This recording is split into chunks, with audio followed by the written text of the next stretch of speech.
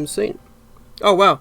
Hello, welcome. This is the Hardware Diversity Discussion Podcast. This is episode 23 today. 22. T Swizzle is in the chat with feeling like we're 22 today. I know it's episode 3 for 2021. We have run this over multiple years, and if you want to go check out previous episodes, they are becoming, the last two are becoming live on YouTube. Typing today, there we go. So go and check out the previous episodes of the podcast, but we're starting doing a little bit of different tack with 2021, making it live and all that sort of thing.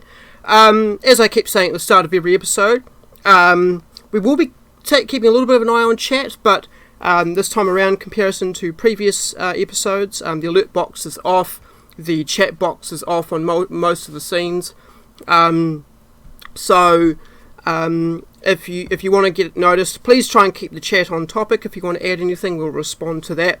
But we will open up the floor at the end for sort of more general conversation about tech and slightly more off-topic things.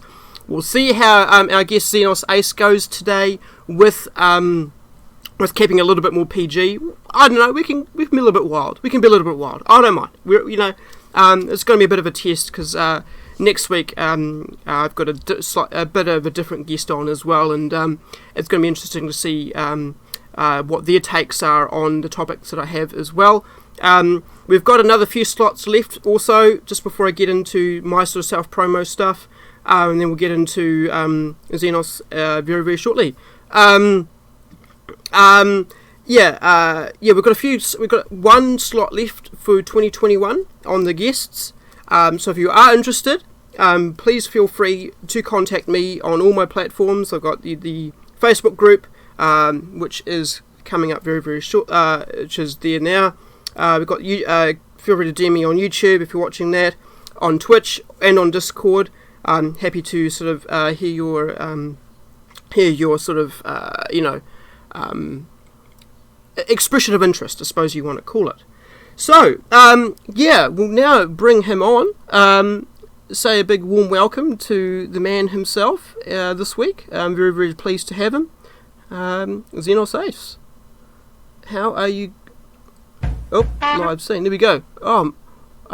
Okay. Hello. How's it all going? And good. It is. Okay. It's going good. Is it? Oh, wow. I know what's happened now. There we go. That should work.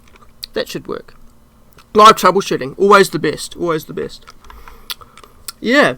So I suppose before we sort of get started and dive headfirst into some stuff that not a lot of people will talk about, is, who are you? What got you started on the platform, and a bit about sort of so many interesting tech things that might be an interesting sort of discussion piece to sort of start us off this evening or morning or wherever you are in the world. Yeah, take it away. Yeah.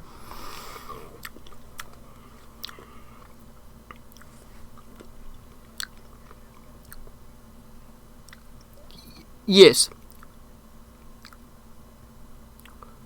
Oh, it's true. It hasn't. That is true. Oh wow. Okay, that is really weird. No, you're not being heard. Now you should be able to be. Now you should be heard. Yep. Hopefully I'm heard now. Yes, you are. Yep, that was very, very strange. Yep, okay. You probably couldn't even hear any music at the start either. Anyway, okay. This is, take it away with who you are, what you do, and what got you started and some tech things. Yeah. Alright, so, XenosAce, also known as Noah, to those who want to know my real first name. I've been lightly into tech for a long time. I built my first computer back when I was, 17. Okay. It was the first thing I bought with a newly acquired credit card. Bought all the pieces and was like, I want something that I can play video games with my buddies with when we do LAN parties and such. I don't know. Are LAN parties still a thing? I'm old, by the way. Yeah, they are LAN kind parties of. Was the way. Yeah, kind of a thing. Yeah, not really, but I know what you mean. Yeah, I didn't think so. Yeah. LAN party. I remember LAN parties when it was the first Xbox. So that's how old I'm getting to. Yeah. But yeah, I bought all the parts to make my first computer, and I've ever since been the guy who knows just enough to be dangerous, but not enough to actually have any sort of like genius behind tech or anything like that, or the hardware in with that tech. So it's like, yeah, can I troubleshoot some things on a PC and do some janky patchwork? Heck yeah. Yeah. But I'm trying to keep it PG, We're gonna stay away from the HE double hockey sticks, But I'm really gonna try. Just let me know when it goes PG-13 and then rated R, okay? Oh, look, PG-13 is like fine. Like, I notice that everyone around me who I have on stream is a hell of a lot more explicit than I am. And I sort of go, oh, well, I might as well rate my streams 18 plus because I know that there's going to be some shenanigans that are getting dropped in chat and it's all on voice. And it's like, you know what? Okay, just screw it. So if you want to go, completely off the rails at some point because you've not been aware of what the hell's going on, then, absolutely feel free. But, I'll try and see if I can keep things under control. Yeah, just try to show you tits. Yeah, right, yeah. Okay. Just the chest hair today. Yeah. Absolutely, yeah. But yeah, that was pretty much the start of of the hardware part. Was just like my friend telling me, hey, you should build a computer, and went out and bought myself a case that I'm still using to this day. This case is probably 12, 13 years old now, I guess. They don't make them like they used to, that's for sure. Oh God, no. No. I got the Corsair. It's I can't remember what the model is, but it literally looks like a military ammo can. Oh, I know what the one you're talking about. Yeah. Yep. Everyone does. Yep. Everyone does. Yeah, I know what you're on about. The selling point for me was that the reset button had a little cover on it that's like the nuclear only flip don't this touch if you really want to do it. Yeah. I know exactly what you're. I think it's the C70. I believe that might be the model number.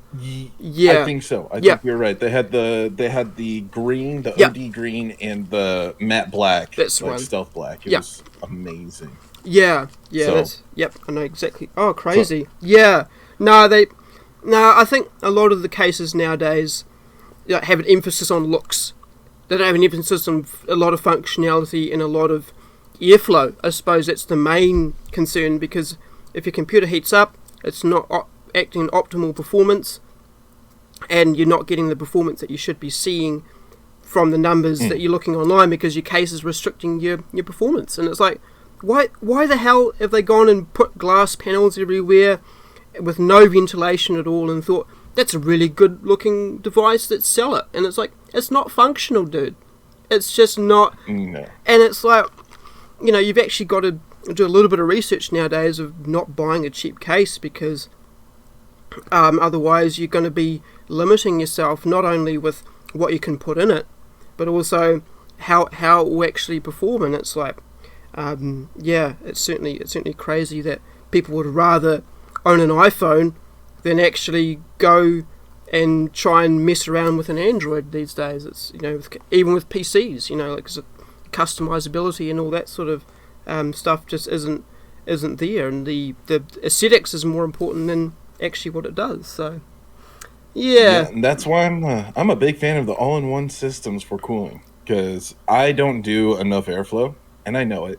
My PC has always been in cramped spaces without proper airflow, and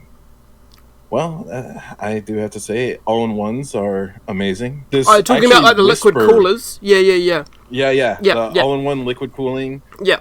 This Whisper actually, like I think it came with the AMD CPU that I got. It's like a Whisper coolant or fan cooler. Yeah. It's actually been keeping my computer very cool, which I am super surprised at, because usually the OEM parts stock coolers, with your CPU crap are usually garbage. Like crap. Garbage. Yeah. Absolutely. This one's actually good. Yeah. Like, it's AMD good. actually obviously must have done some research before Ryzen came out and thought, people actually, what are we including a stock cooler for if people are just going to throw it away like they do with the Intel ones? Give that a few seconds, and we're back. Oh damn, that's terrible. I hate that. Anyway, it didn't die long enough that it actually disconnected properly, I don't think, so we're all good. So the Wraith coolers are actually very, very nice, and people. Yeah, I normally go, oh, why are you using a stock cooler? But actually, from how I've used them in the past, they're actually perfectly adequate for most situations. As long as you're not overclocking, as long as you're not, putting them in a really restrictive case, then you're generally quite fine with their performance. That's for sure. Yeah. So I guess as well, before we move on, because I always like to sort of give you a chance to give you a bit of self promo as well. Links are actually permitted in chat, so feel free to share them there. If you want, So how did you sort of become started as a streamer? What sort of got you there? And a little bit short. I know you sort of talked about it on your podcast a couple of weeks ago, but what sort of got you in that? And the stream has sort of died again. It's coming back. There it goes. Okay, yeah. What sort of got you going in that department? So what got me there was, COVID happened, everything in the world went to hell in a handbasket for a little while. Yeah. And, for a while I was doing fine. I was living in Los Angeles in California. Yeah. But, my lady lost her job and I was working 50, 60 hours a week, maybe sometimes even more if I needed it, because I was considered an essential worker in the security field. Yeah. As much money as I was getting, it was not enough to keep myself in my little crappy apartment in a ghetto neighborhood. Right. So, So I made the decision with my lady. It was like, hey, we need to move back to San Diego where family's close. And, if we run into any more issues and you can't find a job here in LA, so see if you can find a job in San Diego. She found one, moved there. And then after I finished up the lease in LA, I moved as well. Okay. And after that happened, it was just like, okay, not too bad, and then bam, I found myself sitting here unpacking boxes and was like, you know what? I'm going to be playing video games. You know what I've never done? I have never taken any time to try to chase a goal of mine. Yep. It's like, you know what? Why not? I'm going to chase a dream. Why not chase a dream? And, there I go. I was like, you know what? Streaming has always been a thing. And I play more than enough video games. And I feel like I'm somewhat entertaining enough to, kind of be, entertaining to people. So I thought, why not try it? Yeah. So I went out and tried it. Yeah. And, that's pretty much where I got myself. How long has it been now? Shenanigans. 6, 7 months? I think. I honestly couldn't tell you. I think it's 6 months. Yeah. I think it's 6. Yeah. Time for me passes way differently than everyone else. I have a tendency of not trying to keep track of how long I'm doing things. It's either do until you can't or do until it kills you kind of thing. So it's absolutely. Very pick yourself up by the bootstraps kind of mentality, but Absolutely. Yeah. And there is very, very little wrong with that approach, for sure. Like, if it works and you're trying to sort of get your gauges and all that sort of thing, then you're absolutely fine with going at your own pace and how you want to live your life. And if it works, not harming anybody else, what more could you ask for, really? Yeah, absolutely. I suppose I'll skip over the what I was going to do, but are we going to jump into some topics? Are we ready? Let's do it. Let's do it. Okay. So, as has been the theme for the last sort of 2 episodes now, we've talked about the history of tech between 2019 and today, because that was the last time I did my podcast. And for this week, we're going to sort of focus in on Nvidia topics and what they've been up to since I sort of last did my podcast. And I suppose the big sort of topic on everybody's lips was ray tracing and Nvidia and the RTX sort of 2000 series and what that sort of looked like for everybody, and whether that was sort of as anticipated as what people thought it was, the performance of it, the pricing, and what sort of competition it brung to the field, because we talked a lot about AMD on the first podcast and then Intel last week.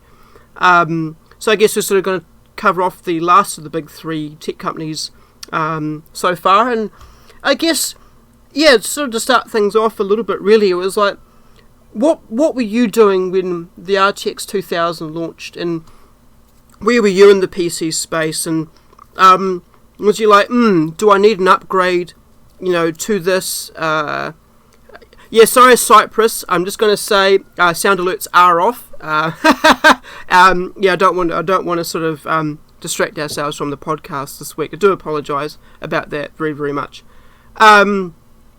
So yeah, I guess sort of a little bit of a sort of starting off with what we're talking about here, and because yeah, I have thoughts. Okay, because yeah, when you sent me the topic list, hint hint. By the way, he sent me a topic list. Everybody, I'm actually very excited about this. So I actually have a very unique position. So I actually, because of things.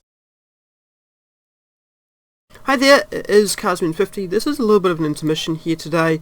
The stream quality wasn't so good, the connection wasn't so good either, so we have missed out a little bit of a section here on the content within the podcast today. A little bit about ray tracing, so I do apologise about that, but I hope you enjoy the rest of the podcast. The rest of it is all there, so feel free to watch the rest. Thank you. See you in a bit. And that's when I started seeing this ray tracing, the 20 series, and then all the way up to the 30 series and all that kind of stuff. And, oh man. Yeah. I think ray tracing, not worth it right now. Yeah. Like, okay. I am so unhappy with it. And it was one of the reasons why, when I bought my first graphics card, I bought a AMD 5500 or Radeon 5500X. Yeah, XT. Yeah. Because XT. Yeah, thank you.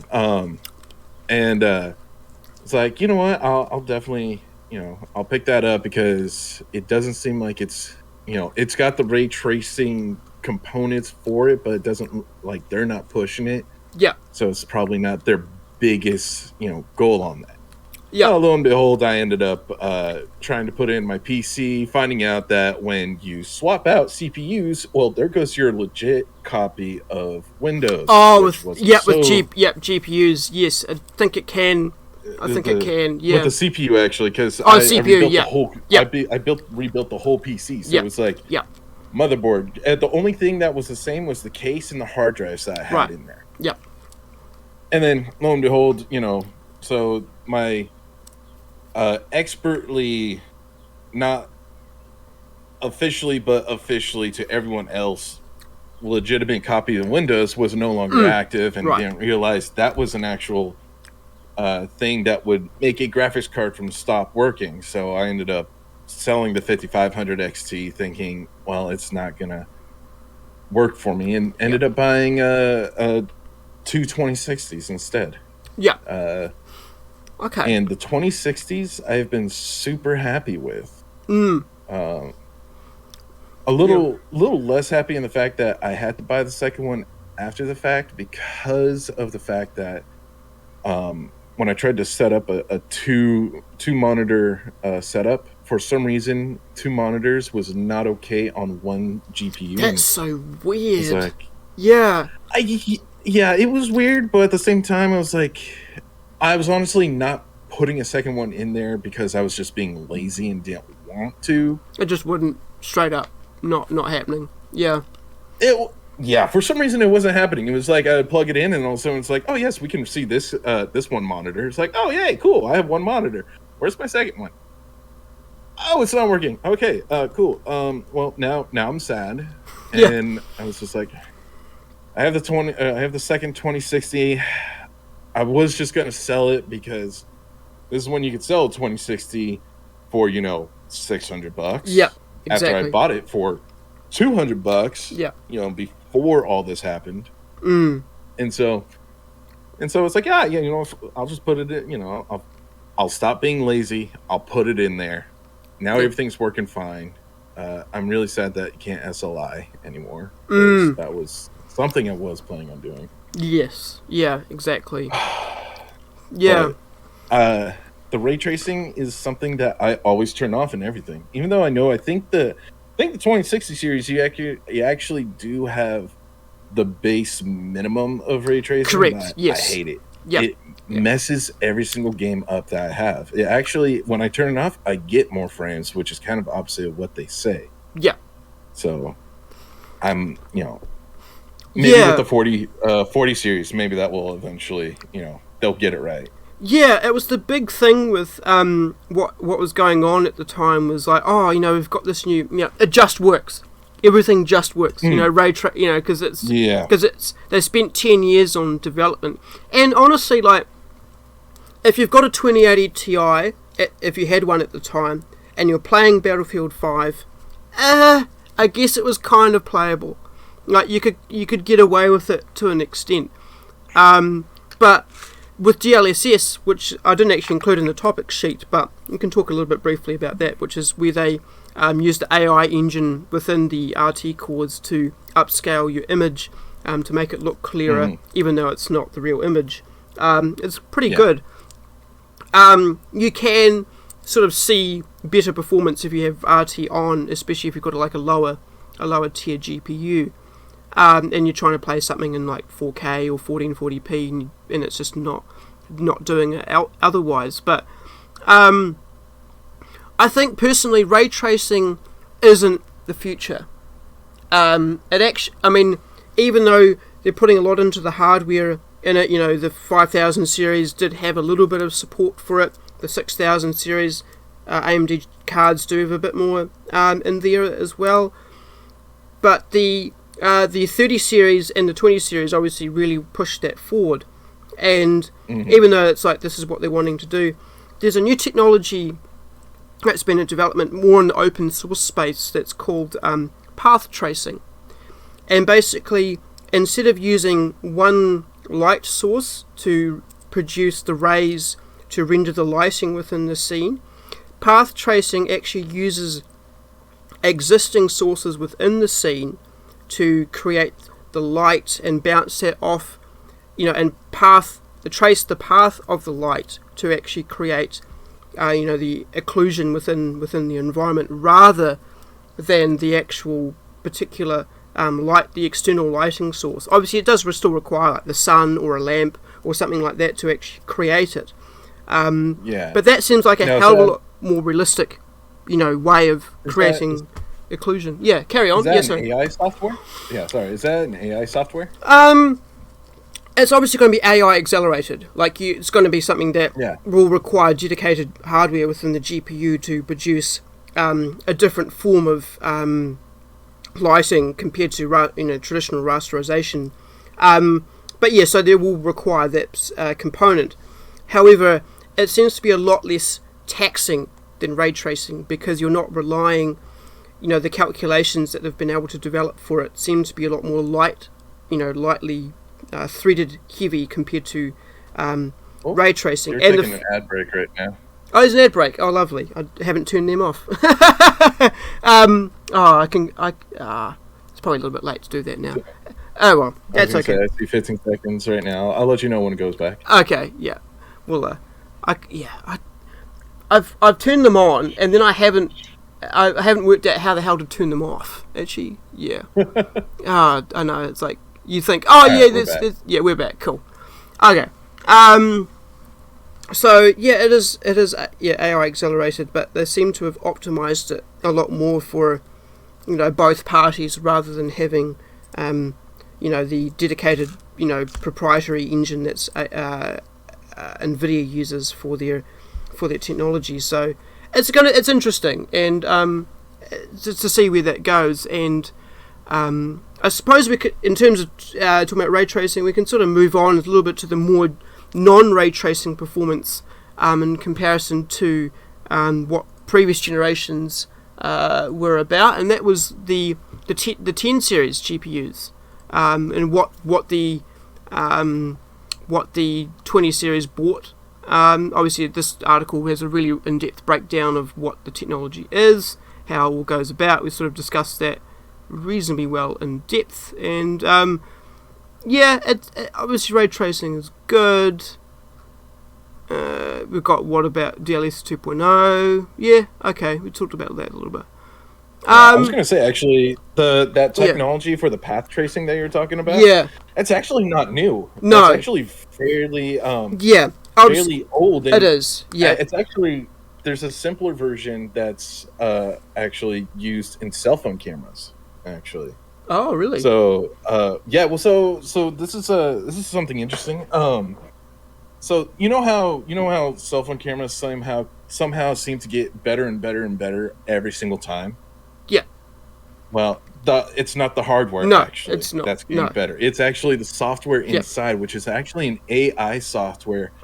Like the new Apple 13 has like an incredible. And I hate Apple. I hate them with a passion. But they I get will tell you what, one thing right. Yeah.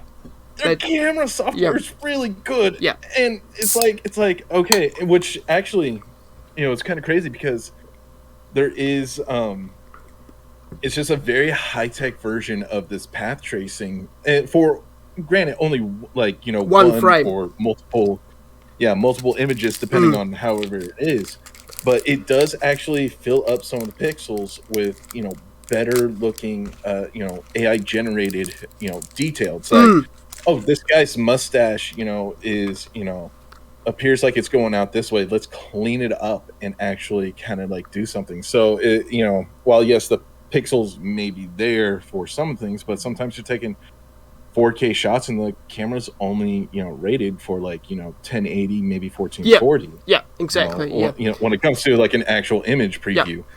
So you're like, how are you getting that 4K? Well, it's because it's actually AI upscaled. So it's not like it's not just like upscale like I blew it up on Paint. It's actually filling in the detail. Yeah, absolutely. Yeah. So that's actually interesting to see that it's going to get done to actual video games and all that. Like that's actually kind of I suppose that's more talking about like the deep learning super sampling that's been around for a couple of years, and then the AMD has got their own technology, which we talked a little bit about on the previous podcast as well, which does their own upscaling. But with AMD stuff, it's because they don't have that dedicated hardware as such. They sort of are stealing the performance of the GPU as a whole to do it. It's not quite as good at implementation, but yeah, in terms of that applying to video games, I believe that's going to be a thing, because we're not going to be able to, because 4K, we'll talk about that at the end if you'd like. It's not there yet. Even that. Talk about 4K. Yeah. Okay. All good. All right. I do want to talk. We'll save that for then for sure. It's a pretty crazy technology, that's for sure, and we'll certainly see what that's got on offer. It was next. She'll got word up here. Yes, the RTX A2000. Just to finish off the RTX 2000 series, sort of retrospective. That's really neat, actually. I find it's kind of cool because a lot of small form factor systems have been without a GPU, a high-end GPU for quite some time, and I know this has got a Quadro, so it's a workstation GPU as such, but it is essentially a sort of like a 1650 Ti class GPU, which actually didn't come to the desktop because they could sort of have the 1650 Super, and this is sort of in between the 1650 and the 1650 Super in performance. But it's kind of cool to see it coming in as an add-in card for workstations and things like that. But because it's not actually a Quadro, it doesn't take Quadro drivers either. So you can actually, because obviously that's a restricting sort of thing with Quadros, is because they're designed for reliability and for security. You don't quite get the equivalent gaming performance to what the tier of GPU might be with the RTX or GTX line that they've had in the past, but this doesn't use Quadro drivers, so you do get the full unlocked gaming performance compared to what you would class as a 1650 Super. Obviously it's very expensive.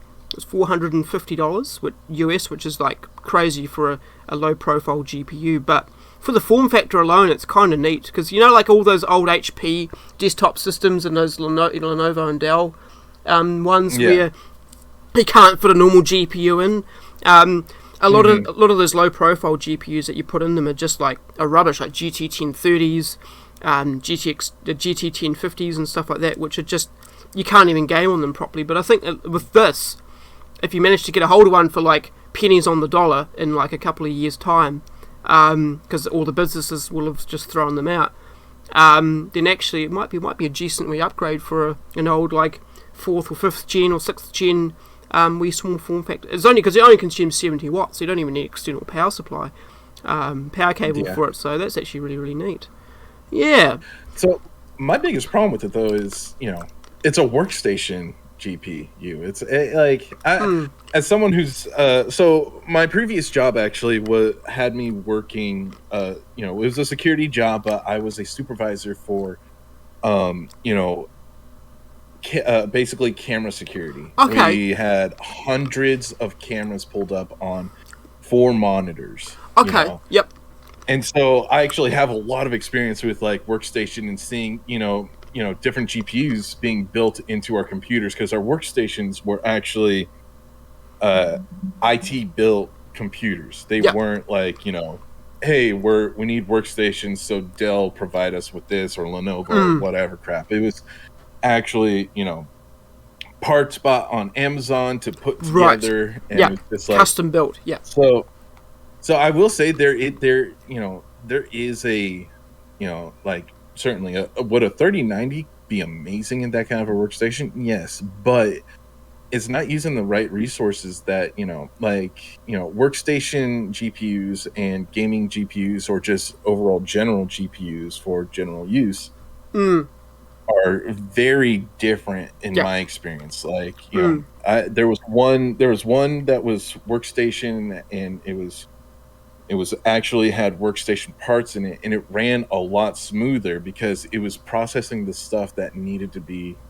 better processed, because it wasn't designed I'm for using it.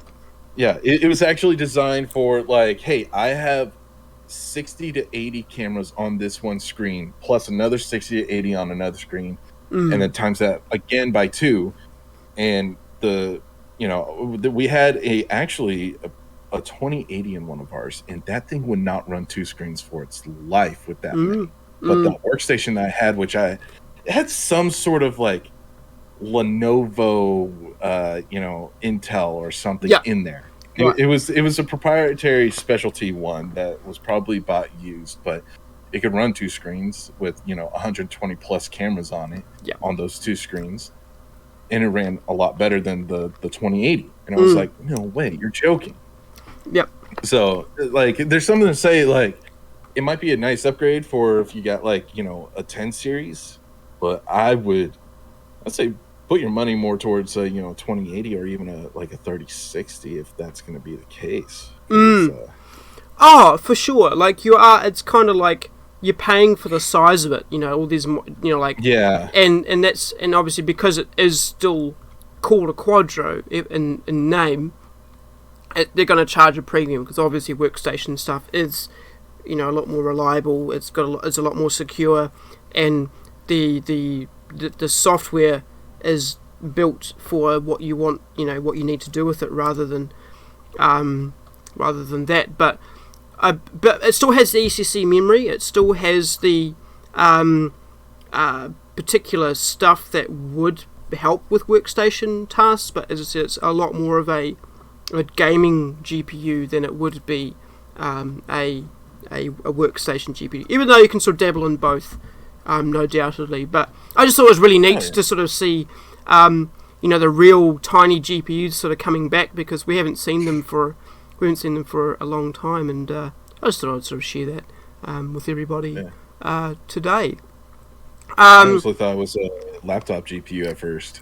Yeah, well, it's built off a similar core to the 1650 Ti laptop GPU. So essentially is a laptop GPU, because they're obviously a lot more performance limited in some of the smaller laptops. They can't quite cram, there is laptops with 3080s out there, don't get me wrong.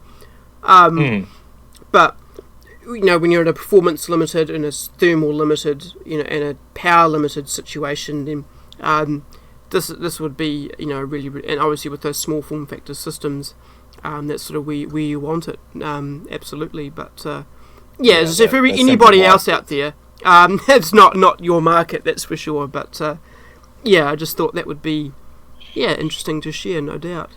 That 70 watts is very important, especially in a workstation. That, because if you're on 24 hours a day, 7 days a week, and you need that uptime, having a lower power bill, I suppose, would be probably a good thing. And I know that a lot of businesses don't care, because that's why they leave lights on and all that sort of thing. But it'd be nice to be able to say, if we can cut down our power by $300 a month, that would be brilliant. That would be great. It's just sort of there's that, and there's also the wear and tear on the actual computer.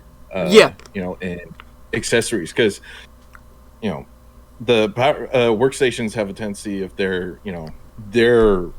systems taking up a lot of power. Our computers were running at 100% power pretty much all the time. Because it's like, and our software actually took up a lot of the power, which created a lot of our accessories on the side to not be powered up, which led to mouses and keyboards not always working properly. Very insane. I bet.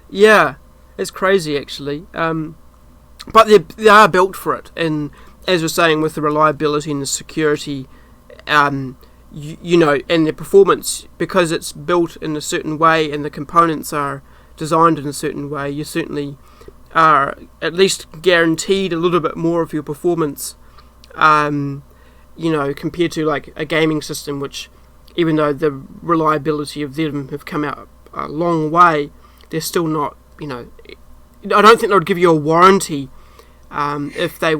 if you'd found out that you're up 24 hours a day, 7 days a week for the last 5 years. I don't think they would give you a warranty for it. And I suppose it sort of covers the mining situation too, which we'll get onto a little bit shortly as well.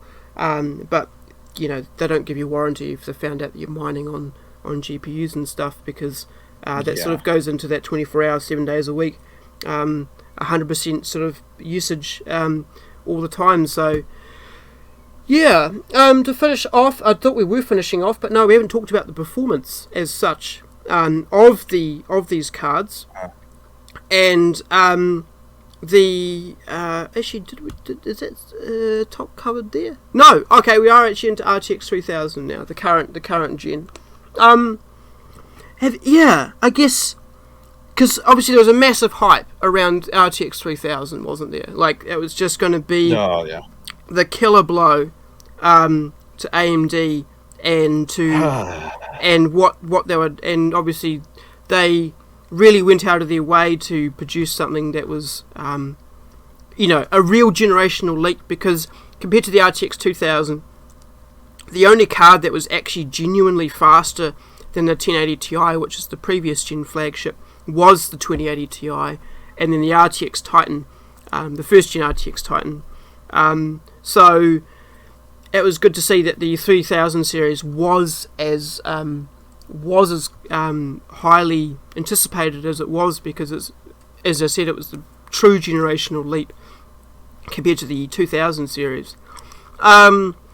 So they changed up a lot on how the core was designed, because they wanted to optimize the ray tracing part of it, the integer 32 performance, compared to the last generation, because of how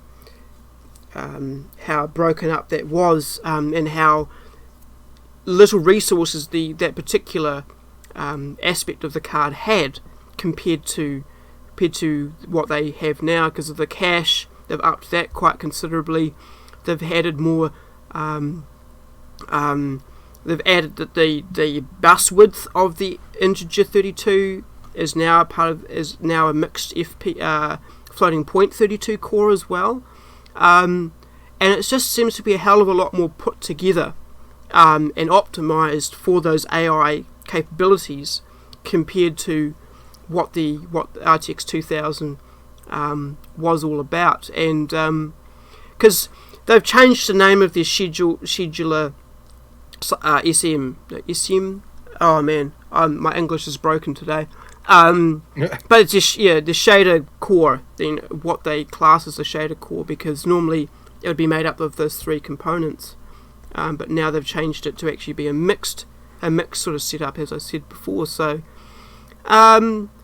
it's obviously a lot more of an organized, put together version of what RTX 2000 was, and that's why they've been able to have that sort of 50 to 60% uplift in performance, compared to the RTX 2000. They do say here that it's not quite twice as quick. People were claiming that it's twice as fast, but in fact, it's not. The instructions are not quite as 100% put as fast as what they are able to be executed within compared to the 2000 series, but it's pretty freaking quick. Like the 2000 series was really a beta in my eyes to what they were putting up for the next generation, and obviously the whole new features with like that AI noise cancelling, the background removal stuff that they've been able to do on the fly, just by having that particular those particular parts of the GPU put together, is pretty fantastic. And I mean, I'm not going to take it away with them. I'm not a big fan of Nvidia. I'm just going to put that right out off the bat.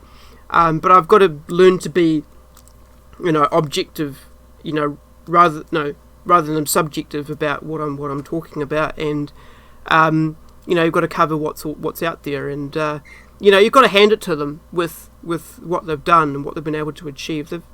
It's been a pretty fantastic uplift, and obviously with RDNA 2 versus RDNA 1 was a fairly equal uplift in performance too, but obviously Nvidia has the 3090, and that's sort of the kingpin compared to what AMD has to offer. But it's a pretty fantastic. It was a pretty fantastic 2021 with releases and things, even though you can't buy one, and they're very expensive, and mining and all that sort of crap. But it's a very sort of it was a very good, despite a lot of flaws and despite a lot of controversy that were floating around about thermal pads and the Amazon game New World that was killing GPUs for a while there. Oh yeah.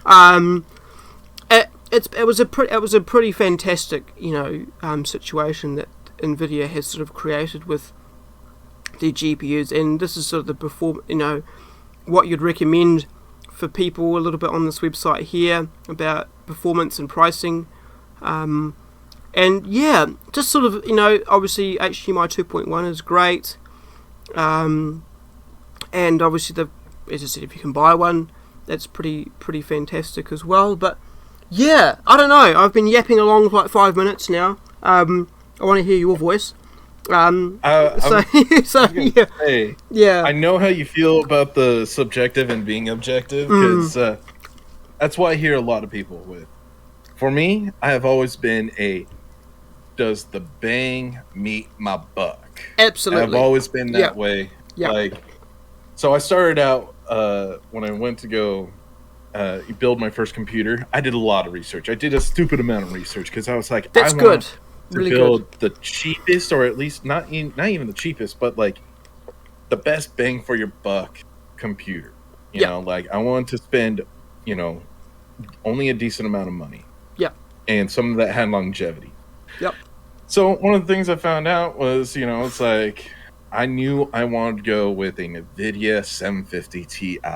Holy crap. And I found one used at Fry's. Yep. Or I don't know. Do you guys have a Fry's over there in New Zealand, or used to, I should say? No, unfortunately not. Yeah. Okay. Well, then for your American audience, Fry's, rest in peace. But yes, I have heard. Yeah. You know, yeah, they're done. Thank God. But you know, they did help me find a used 750 Ti, which at that time of purchasing was the best bang for your buck GPU you that could you could ever buy. Absolutely. It was incredible. And so I still have the same power supply actually from 12 years ago. Wow. I'm thinking about that's impressive. Yeah. Bang for your buck. And yeah, it's kind of like how I've always ran my life, you know. You know, anything I buy, whether it was, you know, that's why I decided to go Xbox over PlayStation. For some reason, it seemed like it had a better bang for your buck. Yep. And, you know, same with, you know, computer parts. I'm also a firearms guy, so all my firearms bang for your buck, you know, in no pun intended kind of a situation there. You know, so everything I've done, I've kind of left prejudice and subjectivity out of it, because it's like, you know, I hate Apple, but I hate Apple because of their, you know, objectively proprietary system. That's absolutely the only reason why. Yeah. It's also the reason why I won't ever buy a Samsung phone, is because they also have turned very proprietary. When you come down to it, like the base parts and the hardware of it all, Samsung and Apple's are literally the same thing. You know, pretty close. Pretty close. Yeah. I mean, Apple has Samsung parts. Exactly. Yes. Exactly. Yeah. They're almost literally identical, except for, you know, different badges. Yeah. I mean, obviously, Apple have producing their own CPUs and chips now, which are, again, that proprietary technology that, you know, people fall into, and they sort of have to get everything Apple, because if they've got one thing, they all want it to work together, and that's the only way to have it to work together is to buy an iPad, and, you know, an iMac, an Apple TV, and all that sort of thing, because that's just... Yeah. And people get really subjective about that, because they're like, oh, I've got a feeling that it's a good system, and it really works, and it does what I need it to do, and they get all pent up about it, and it's sort of almost like it's not quite a fanboy type situation, like they don't... Oh, God, yeah. But it's almost like people just get really quite attached to their Apple products, and I guess that's the other 50% of the reason why I don't go with Mac computers, because there's no objective reason for it. Like not anymore. There used to be, in terms of like if you're a music producer, if you're an artist, or if you wanted like a professional workstation, you preferred Linux to Windows back in the day. But there's literally nothing that a Windows computer can't do as good as a Mac one, unless you're using software that's optimized for the new M1 CPUs, and then basically you can forget Windows altogether in that situation. But otherwise, why are you spending thousands of dollars on something that you could buy for $500 and get equally as good? Exactly. But we're off topic a little bit there. But hey, that's all good. Off topic, but there's a reason for it. Yes, yeah, absolutely. So with all that being stated in mind, when I go for my next GPU, which my 2060s are still running okay, so I'm going to probably stick with them until the next generation comes out, which I know we'll talk about later on. Yeah.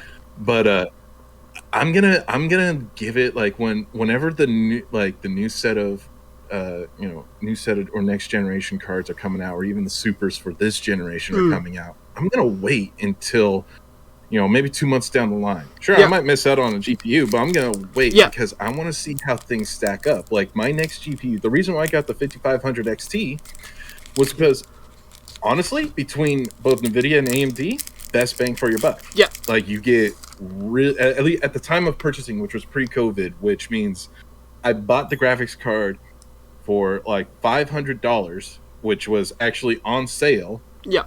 Because, it was pre-COVID, pre-chip, issues and all that. All of a sudden, I could have sold it for, ad break, 10 seconds. Ad break? I'll continue after the break. The stream died as well in between that, but I'm recording it now, so there's no worry. Okay. Because I thought, okay. Yeah. Break over, cool. So the reason why I bought the 5500 XT was because best bang for your buck across all platforms. Yep. And I could have sold it for, at the height of it, it was being sold for $1,500. Now I could have sold it for that much. Jesus Christ. Yeah. That's what I'm saying. It had, from a sale price, a 300% markup. I was like, wow. That's mental. Yeah. Because I had my Radeon 7, which is a fairly rare specimen in the grand scheme of things. And they found out that it could do mining equally as well as a 3090. And it's I bought mine for $1,000 New Zealand dollars, which is about $500 or $600, and I could have sold it for maybe $2,000 or $3,000, And I thought, you know what, I could have, but then I would have been without a system, and I would have been, I have a water cooled system as well, so like taking it apart, having no GPU was quite a big issue in that situation. I thought it's not worth the extra $1,000, and then trying to find a replacement as well, you just couldn't do it, unless you waited, and you probably still are waiting to find one that would be equally as good for the price that you originally paid for your other one. So you are saving, you are banking that profit. And I thought it just wasn't worth it for me, because people were like, oh, sell it. I thought, you know what, actually, I'd sort of considered my options, and that wasn't one that sort of popped out for me at the time, because, as I said, I could have gotten that money. Because if people wanting them as much as a 3090, it would have been sold the next day, probably. Yeah. But it just wasn't something that would have been a good investment at the time for me to sort of consider that, because I just didn't have the money to replace it. And even though I would have had it by selling it, trying to find like a 3070 or a 3060 to replace it for under that sort of price bracket was probably practically impossible. And now they're coming into stock about a year later, but it's just not. If I waited that long, then they're back down to what I would have paid. So I was like, was it really like right. An investment? And I know my mind is not really business and profit focused, because that's why I no longer sell used PCs, is because I wasn't making enough back on it to be able to afford to build the next one with the money I'd made from the last one. Because it's like, I don't want to be one of those people that sell it for twice what it's worth, because that's the market value. I want to have people actually who need a PC to be able to afford one, and if I get a little bit back for what I built, with my time and my effort, then that's sort of what I would have been asking. But that obviously, even in today's market, I couldn't even get that back, which was crazy. So it's a sad thing, and obviously people have just got that different tact in their mind, and that's something I just haven't really grown into with what I was endeavouring to do at the time. So yeah, that's so sort of what I'm hearing is you shouldn't be in business. yeah, you're right. Yeah, profit margins are everything when it comes down to it. Oh, I know. And I thought, well, if I got back what I paid, and if I made a little bit with my my labour, I suppose you want to call it, made $100 for my labour, that would have been perfect. But for some reason, even though I was selling the systems a lot cheaper than what other people were selling them for, because I suppose I may not have had my name out there, I may not have been someone that people would have first looked at, I couldn't even eventually, I got to the point where I eventually couldn't even make what I paid for the parts for the sale price. which was crazy because I went through a few systems where I was like, oh yeah, no, I was making money back and I was making labour back, so I was actually beginning to make a profit. And my last one I sold, I sort of kept lowering the price a little bit every so often, and it got to the point where I was like, hang on, this is less than what I paid for this, and it still wasn't selling. It was a lot cheaper than what everyone else was doing, and that obviously wasn't cheap enough. And I was just like, oh well, okay, look, I'm just happy to get out of my hair now, because I got to the point where I was getting a little bit frustrated with that aspect. But it is what it is, and that's why I've got the money sitting there that I've used, that I got back for it. But I just thought, no, if people aren't willing to invest in what I'm trying to do, then there's no point me investing in that either. So yeah, anyway, again, a little bit off topic there, but there was a reason for it, and I appreciate that. So we're talking about performance of the RTX 3000 series now, and as you can see, it is that sort of, at least sort of 50% uplift, 30 or 40% uplift compared to the previous generation, which is huge, because as I said, it was a massive hype. People were really anticipating a true generational leap, and even though it's not on as good a process, it's only on the Samsung 8nm node compared to the TSMC one, which is nowhere near as optimized and power friendly. That's why you see the big TDPs with these parts. You're looking at, I think there's a graph here. Yeah, for the RTX 3090, you're looking at 350 watts power draw from that, and I think and which is crazy. I know it's a big chip, I know it's got a lot of performance, and I know a lot of people don't care about power, but if you're looking at a 6900 XT, you could do a quick Google for that. 6900 XT. Oh, look at the TDPs of one of those. I mean, from what I'm seeing though, the 3090 is killing. Is a little overpriced. It's a little overpriced. Yeah, it is now. You're telling me $1,500? Sure, you get the 24. Oh, freaking ad break again. Let's go. 30 seconds. Hey, let's go. Oh my god. Let's go into mod view. Let's go into mod view while I'm ads manager. Pop out. Is there a edit that? Can I just You should be able to turn off midstream ads. Yeah, that's what I'm trying to look at right now. So you look at that. Oh, I'm gonna speak my piece. Yep, you go. Yep, you go. So my whole thing with the 3090 is, yes, you get the CUDA cores of almost 10.5 thousand, right? Yeah, huge. That's cool. That's cool. Yeah.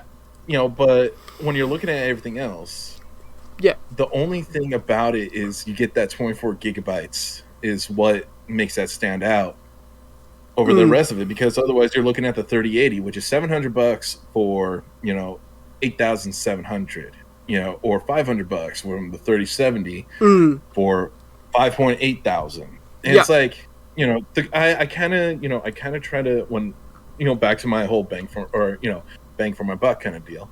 Yeah, I'm seeing these numbers and it's like, okay, so this $1,500 price isn't really matching up too well, because the 24 gigabytes, that's nice. It is nice for sure. Yeah, but what game is using 24? What game is using almost 24 gigabytes of your VRAM? Nothing. Exactly. I've got 16. I don't use it all at 1440p ultra settings. I just don't do it. Yeah. And it's like, why do you need 8 gigs more? What are you doing with that? Unless you're rendering 8K video or something, which I don't think you'd want to do on a 3090, you'd buy a Quadro. Then what are you doing? Like, I mean, granted, for like visual effects and After Effects and all that kind of stuff, I could see the 24 gigs on there being fantastic. I've actually seen it in use before. one of my favorite YouTube channels. They were sponsored by Nvidia with 3090 workstations. Okay, yeah. Laptop workstations, actually. They're the actual laptops instead. I forget what company built the laptop, but it was pretty much sponsored. And they were actually doing some pretty nice things and really quickly, where I could see that 24 gigabytes is something, worth having. Yes. But I'm looking at this, I'm thinking like, shoot, I'm either getting a 3060 Ti or 3070 because one, it is anywhere from $200 to $1,000 cheaper, than everything else. Yeah. And also, like, I'm gonna get a good bang for my buck with the, I don't need 8 gigabytes is kind of standard now for when you got VRAM. Yeah, it is. And also that power draw. That power draw from the 37 to the 3080, you're telling me 100-watt difference between the two? Only 3,000 CUDA core difference? Yeah. Yo, son, you're out of here. I'm done. No, get out of here. I'm gone. Yeah, it's crazy. Yeah. So, and it's like, and it's only got 2 more gigs of VRAM, and for to be to the 3070 to the 3080, and is it extra 100 watts for like maybe 20% more performance. It's just like, man, like frick. At best 20%. Yeah, probably. Yeah. And it's just like 3070 to 3080. Oh, I mean, you're looking at about 20%. Yeah. I'm looking at these ultra wide benchmarks here, and they look like they're about 20% between a 3070 and a 3080, but it's still like a massive sort of like I don't even know. It's a massive jump, especially when you think, when you're not a homeowner and you're not paying for electric. Sure, 100 watts in your PC doesn't sound too bad, but then also you gotta figure what else is your PC drawing power for? Yep. The motherboard, the GPU, CPU, the freaking fans, the CPU, everything. Yeah. Like you're adding up to, running almost an 1100 watt, rig at that point. Yeah. Which adds dollars onto your electric bill. Absolutely. Yeah. For sure. Yeah. So, also another reason why I hate RGB. Get those power wasters out of there. Yeah, I've like what I've done to Google, I've had to submit my soul to RGB, unfortunately. I was trying to fight it, and I had for a long time, and I thought, ooh, isn't it just sexy? Like, isn't it just like, fuck, why could I? And then, sadly, I can't live without it because I've submitted my soul. That's just it. They've just got it. I can't get it back. I can't have a computer without RGB, and it's just like, I kind of wonder myself, what have I done?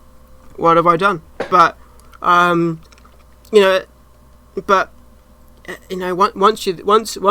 you've signed up with Google, you just can't go back. You just can't do it. Well, I will say I only have one. Okay, I have two. I have 2 RGB lights. Yeah. One was kind of forced on me because, one of my viewers gifted me a great freaking Corsair keyboard. Okay, yeah. And so I'm just like, you know what? RGB, not a huge fan of it, but I'll find the RGB that I like, the RGB pattern that I like, and, stick with it because, it is kind of aesthetically pleasing, but at the same time, it's like, it's mute enough where the only time the RGB lights up is when I click a button. Yeah, so it's quite right. Yeah. The second one that I actually really do love about RGB is my heat sensor. It's cool. Yep. It will be, blue, green, yellow, red. It's like right now it's yellow, so I'm running a little warm. But then again, I don't have great airflow going, so I could probably turn that down. But yeah, I can keep that's the only RGB I like, just because it's like it has such an actual function where it's like I don't have my CPU or any kind of like temperature up on my screen. Right, yeah. So it's a very good visual cue to be like, oh hey, my CPU is running hot. I need to chill. Yeah. Exactly. Yeah. It's the only time I like RGB. And we got off tangent again because this is what happens when you put me on here. Don't do it again. The king of I hope you learned your lesson. Oh no, it's all good. I was sort of waiting to see what things would be like before I got you on. I was like, actually, you know what? Screw it. Let's change it up. Let's just see what happens. And it's still on topic to an extent. We're not talking about the meta on Twitch. We're not talking about political discussions. So as long we branch out that far, I'm all game, and that's sort of what I was expecting. And I'm glad that we've sort of found some mutual conversation, I suppose you want to say as well. Heck yeah. I can keep it on point. You want me to avoid a subject? I'll avoid a subject. You want me to get spicy with it? Let's get spicy with it. Like kind of like this mining limiter thing that I was like, ooh, I can't wait till we get to that. So I'm excited. We're there now, my friend. We're there now. Okay, so can I just say, mining scumbags, I hate you, and I want you guys to go, dump your rigs in the river. All right. Okay, topic done. Okay, let's move on. No, that's my hot and spicy take. Hot takes, yes, amen. Gotta have them to keep it interesting. So this is really controversial, this topic actually, and it actually still today has a bit of a ripple effect on what's going on, because there's a Discord server that I'm in that's part of a buy-sell group that I participate locally on Facebook, and all they talk about is mining. That's all they talk about on this Discord, and so I got a little bit of an insight onto what these guys do and what these guys look for, so this is still being brought up today, And so what they did is that Nvidia had two takes at this. Technically 3 if you count the one we're going to talk about very shortly, but 2 software developments that they were trying to do to limit the mining capacity of their gaming GPUs via the first one was via a driver update. And if you downloaded this driver, it would detect that you were running a mining program and artificially downclock your GPU.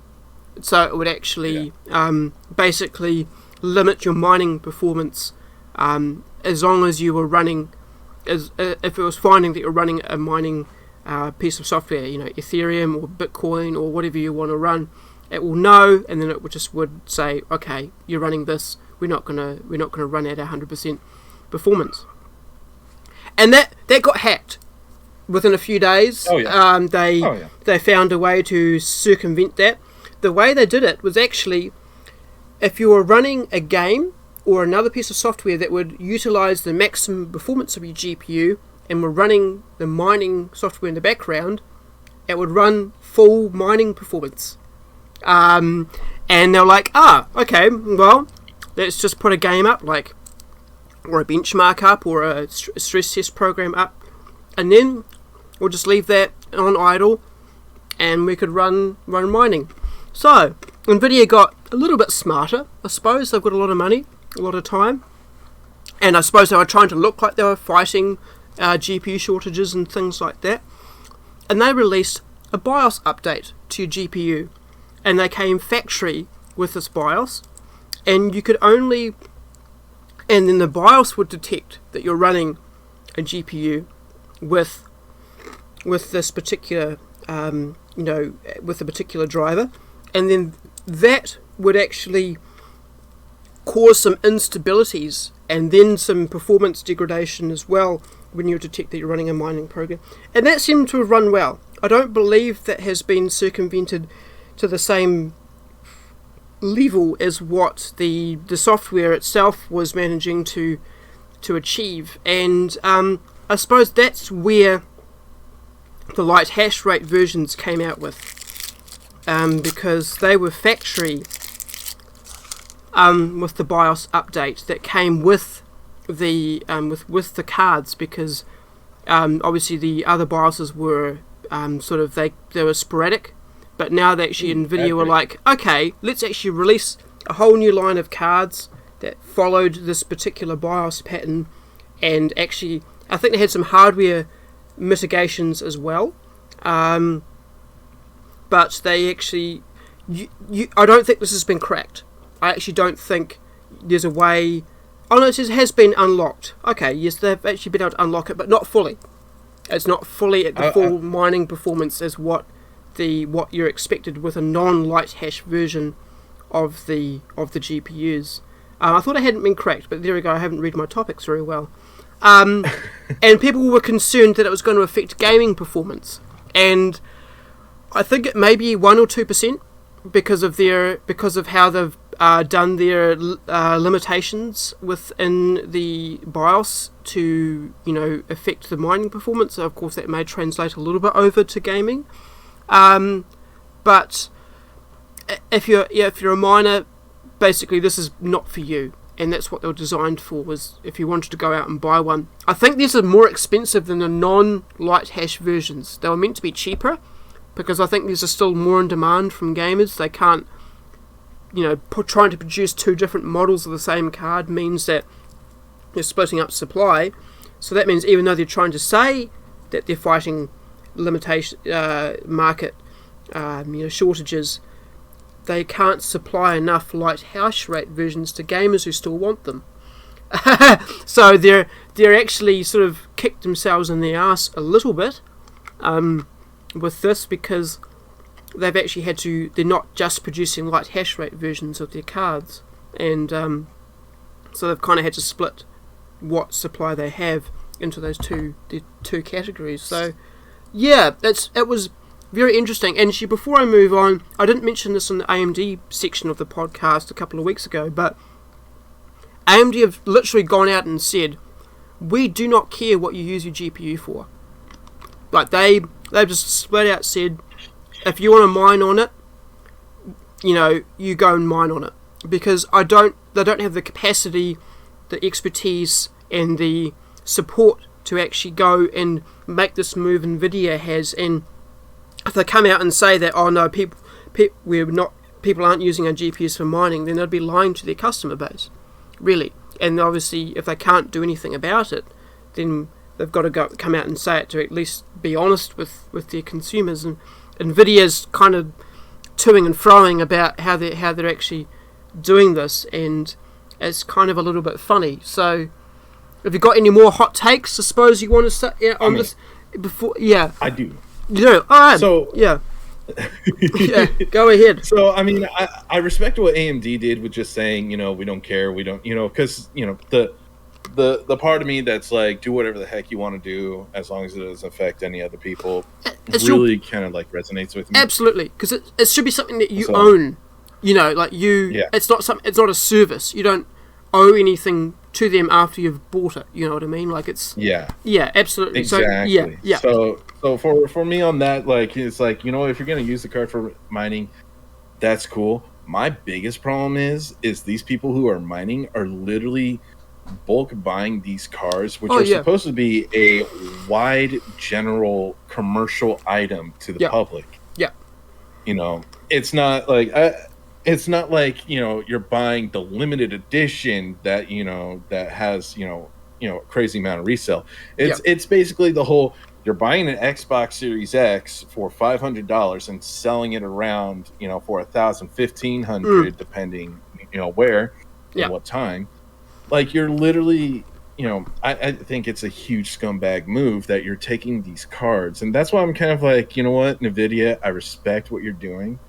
But, with the whole, trying to make it so, miners can't, use their graphics card. But at the same time, the realistic side of me is like, you think your software is good. You haven't met a mid-tier hacker who can literally go into your hardware and just rewrite it the way they want it. Yeah. I guarantee you, we've only heard of them being able to crack it a little bit open. I guarantee you there's, professional miners out there who aren't actually on any, subreddits or Discords or anything out there. They're professional miners who are not selling their trade secrets because they want to be the ones who are, mining more Bitcoin, more Ethereum, more Dogecoin, more, whatever Litecoin you're trying to go for. Like they're not going to sell you those. They're not just going to freely give you that information. Otherwise, then they're basically giving away their profits, aren't they? And at that point, like yeah. And so, like these big companies, that's why I respect AMD for saying it's like we're not going to do anything because we know people are going to use this no matter what we do. They're going to find their way. Yeah. So it's like we're just going to try to produce as many cards as possible because one, it's still making us a crap ton of money. No matter who it goes to, whether it's miners, because AMD and Nvidia clearly sell directly to these people, like they and it's like a lot of backdoor deals with these professionals and whatnot. So if it's a gamer or a miner, I don't think AMD cares. But as you said, Nvidia is just like, well, maybe we do, but maybe we don't. We're not sure. And it's like, well, where are you at? Yeah. Yeah, they're trying to save public face. Yeah. That's what it is. They're making the politicians move, if you will. Yeah. It's like, I mean, you got to respect it at a point because they actually tried implementing something, but at the same time, it's like, it's not going to go along. Yeah, absolutely. They're gonna come out with their next, cards and say, oh yes, it's better now, and then all of a sudden it's like, okay, now 30 series are back on. The original 30 series are back on the market, while the 30 series supers are now being bought up by the miners. Yeah. All that. Yeah, absolutely. So, I love the crypto market, but I also hate it because it has ruined video gaming for me. Oh, at least PC gaming. Absolutely, and like,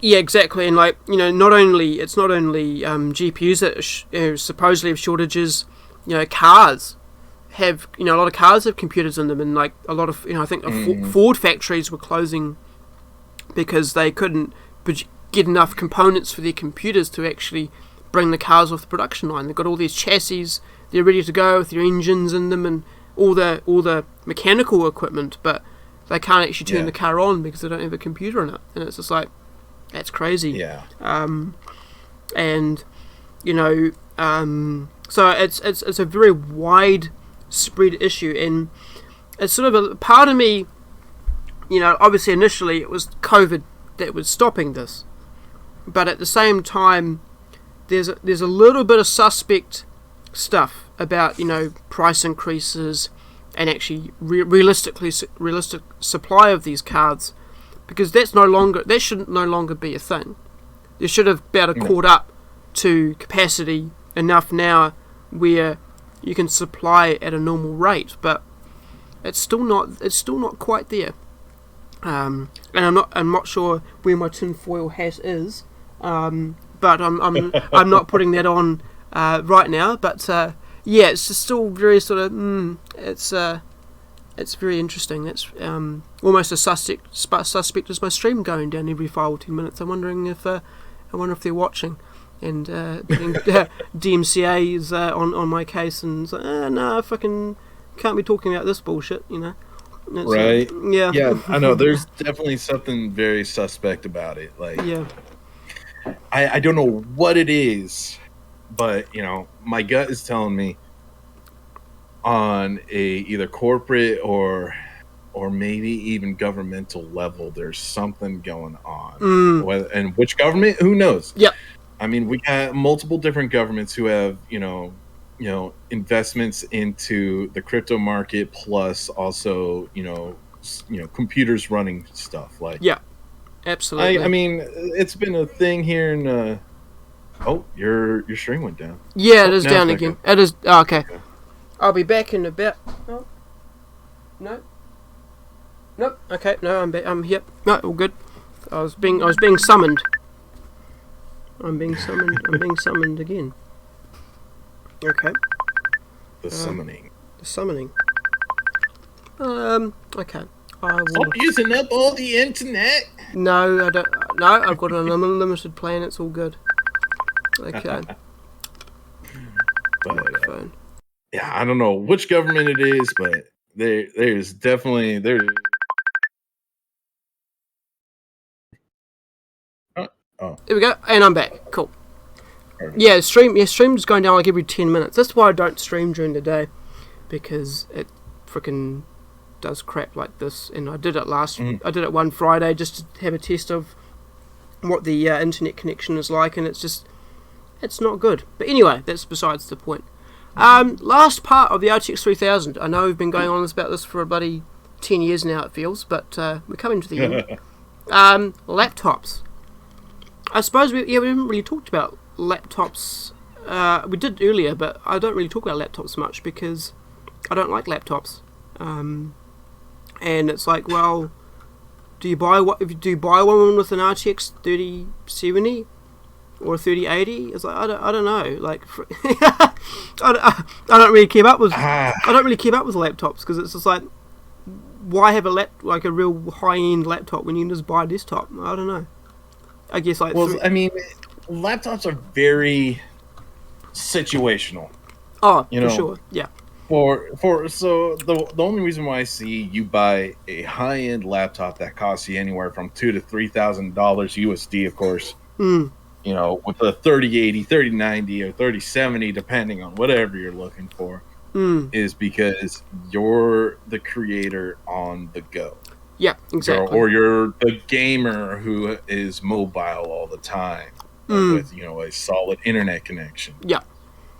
I could see those being, but one, you got to be a really good creator. Yeah. Because otherwise, that 3080, yeah, it's a 3080, but still a small laptop version of that 3080. So you're still not pumping out the performance that you would be getting from, say, a 3080 desktop version. Correct, exactly, yeah. So, I'm glad you brung that up, actually, because a lot of people get confused, because the Max-Q and the desktop versions are quite different, and they don't even list Max-Q anymore on the laptop series cards, because they know that they're a sort of somewhat compacted down, either performance-wise, chip size-wise, or VRAM-wise, compared to the desktop one. So I'm glad that you sort of brought that up, because a lot of people just don't know. Yeah, like I said, I know enough to be dangerous and to actually know what I'm doing, but I don't like when I saw the topic about amperes and all that, and honestly, all that stuff went right over my head. It's like, okay, this is the microscopic engineering that I have no knowledge about, but I know enough to be dangerous where this 3080 mobile, or I like to just call them laptop GPUs. Sure, they're cool. It's really nice. It's it's a great way to flex on people. Like, hey, guess what? My computer costs $3,000. It's like, but like, what are you doing on it that I can't do on my PC? My desktop that I paid $1,500 for. Yeah, exactly. Like, what are you doing? Yeah, you're not doing anything. Get out of here. And the crazy thing is like, my friend spent about $2,000 on his laptop for like his engineering degree, and it's a really nice machine when it wants to work. when it actually wants to do what it wants to do, because it's a laptop. It's sort of got its own mind, and because of the thermal constraints and because of the power constraints, you can't expect to get desktop performance out of them, even on a really high-end laptop. And like, that's just what I am on down a religious level. I have a brother who he is all about using CAD software. He's into engineering and all that kind of stuff, and he uses a laptop for his CAD software. And I'm like, why are you using a laptop? You can be getting so much more performance and actually smoother running off of a desktop, and not risking like literally melting down your laptop. Yeah. It's like, well, all I can do right now is afford a laptop, and all I can do really is use a laptop. Plus, the laptop needs to be moved every once in a while. And you can't bring a desktop with you. And I'm like, dude, buy a $200 laptop, because everything else you're using it for on the go doesn't need that much power. You can literally buy a Chromebook and still be good with what you got. Or buy a gosh dang tablet for $300. You could use a freaking pen. Like, come on. like, or you could be really smart, you know, real big brain time, and actually log into your desktop through your laptop.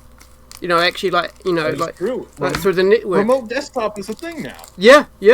Alright, you log into it, access all the performance and resources that you've got available on your desktop, and you don't even have to be in the house as long as you've got a good internet connection. It's like, what are you doing? Like, yeah.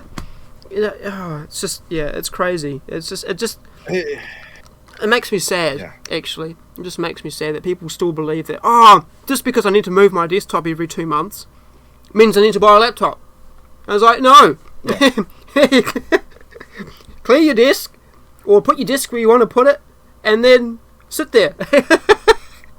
Use it for what... Yeah, And the one thing that annoys me as well is people buy all these fancy docks. Like, they've got all these USB ports, extra monitors, and frickin' a mobile this workstation with a laptop in the middle of it. It's like, no! Just stop! Just buy a desktop.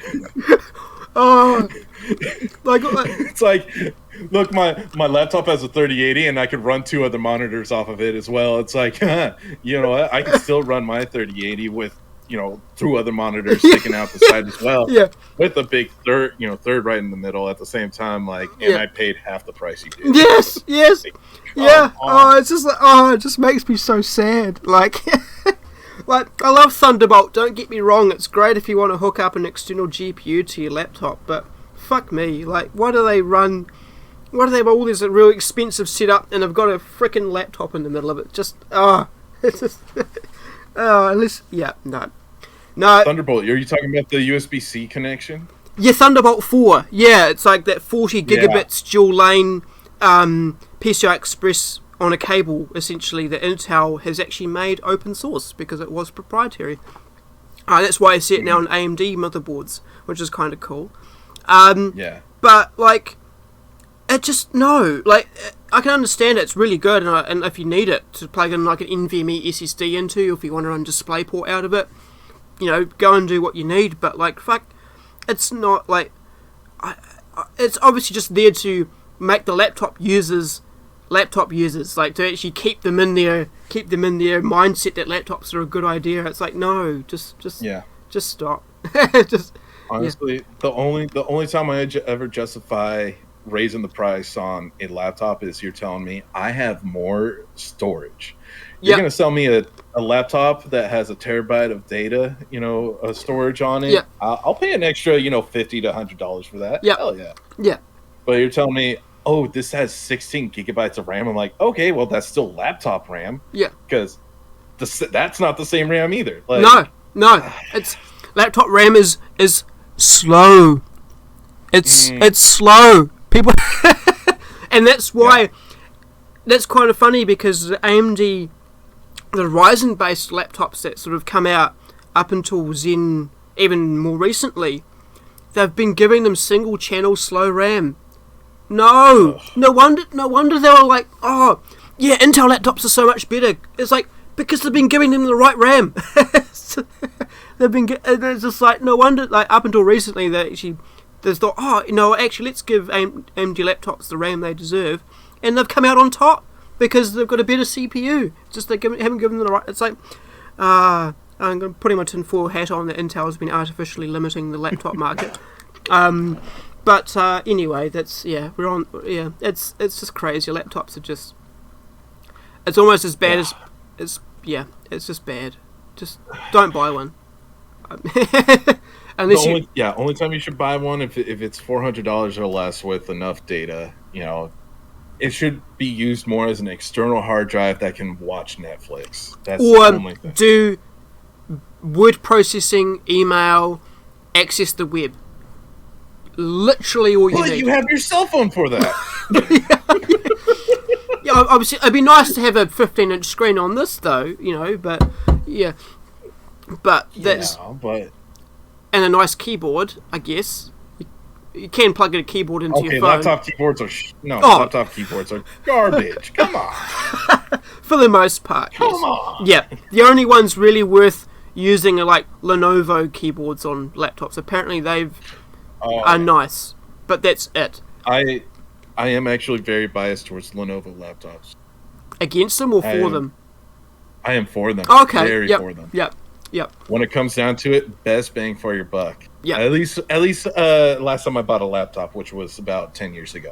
So yeah, I think they've turned to shit a little bit since then because they've sort of wanting to mass produce their premium features, and it's just like the quality of them isn't quite the same. But yeah, going back 10 years, their Lenovo laptops were like, they were king. They were like, in terms of like feeling like quality, yeah, they were definitely really good. But now they've just their bloatware, their tablets were amazing too. Actually. Yeah, the Lenovo. Yep. Would agree with that as well for sure. Yeah. Heck, I still have a Lenovo tablet sitting right over here that if I didn't misplace the power cord to it, it would still boot up. Wow. What's it? What? Yeah. Is it Android? I'm assuming. Or Windows. Yes, it's like no, it's Android. It was. Holy crap! I'm gonna look this up. Yeah. Freaking. You've got it was the Lenovo K10. I'm gonna. Like. Oh my gosh! They. Yep. The K10. The K10 is now a cell phone. Oh, it is too. Oh, wait, yeah. I'm looking at. Yeah, it is actually. Yes. The Lenovo K10 Plus is a cell phone. Yep.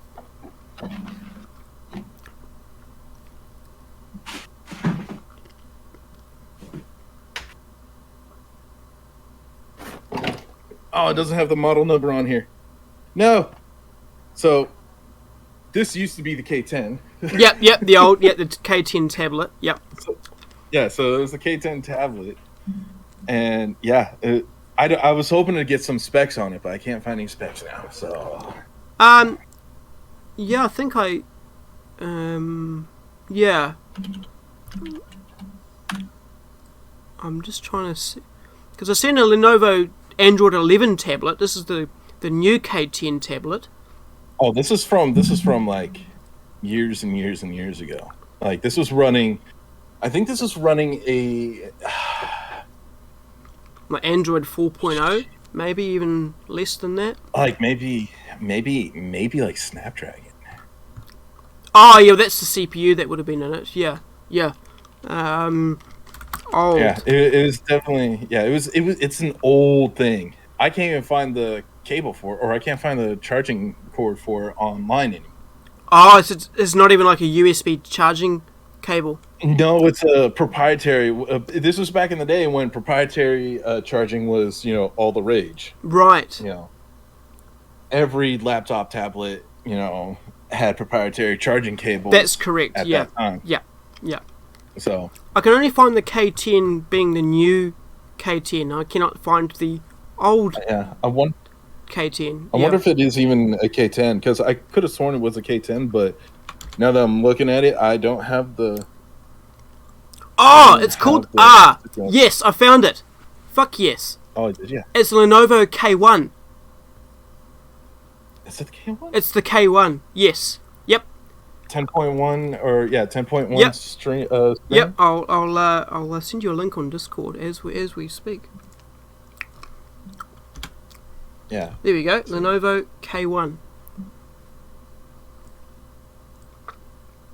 Oh, yep. That's it. Yep, that's the one. That's it. Yep. Ah.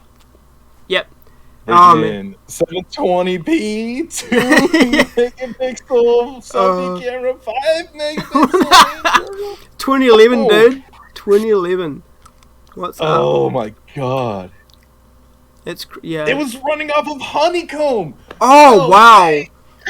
Actually, what version? Android 3. That was the only That was 3.1. Yeah, Android. The only tablet Android OS to ever exist was Android 3. Yeah. Wow. That's still a banger of a tablet. I wish I could find a gosh dang charger for it, man. Yeah. Like, honestly, it's such a great tablet. I ran it for so many years.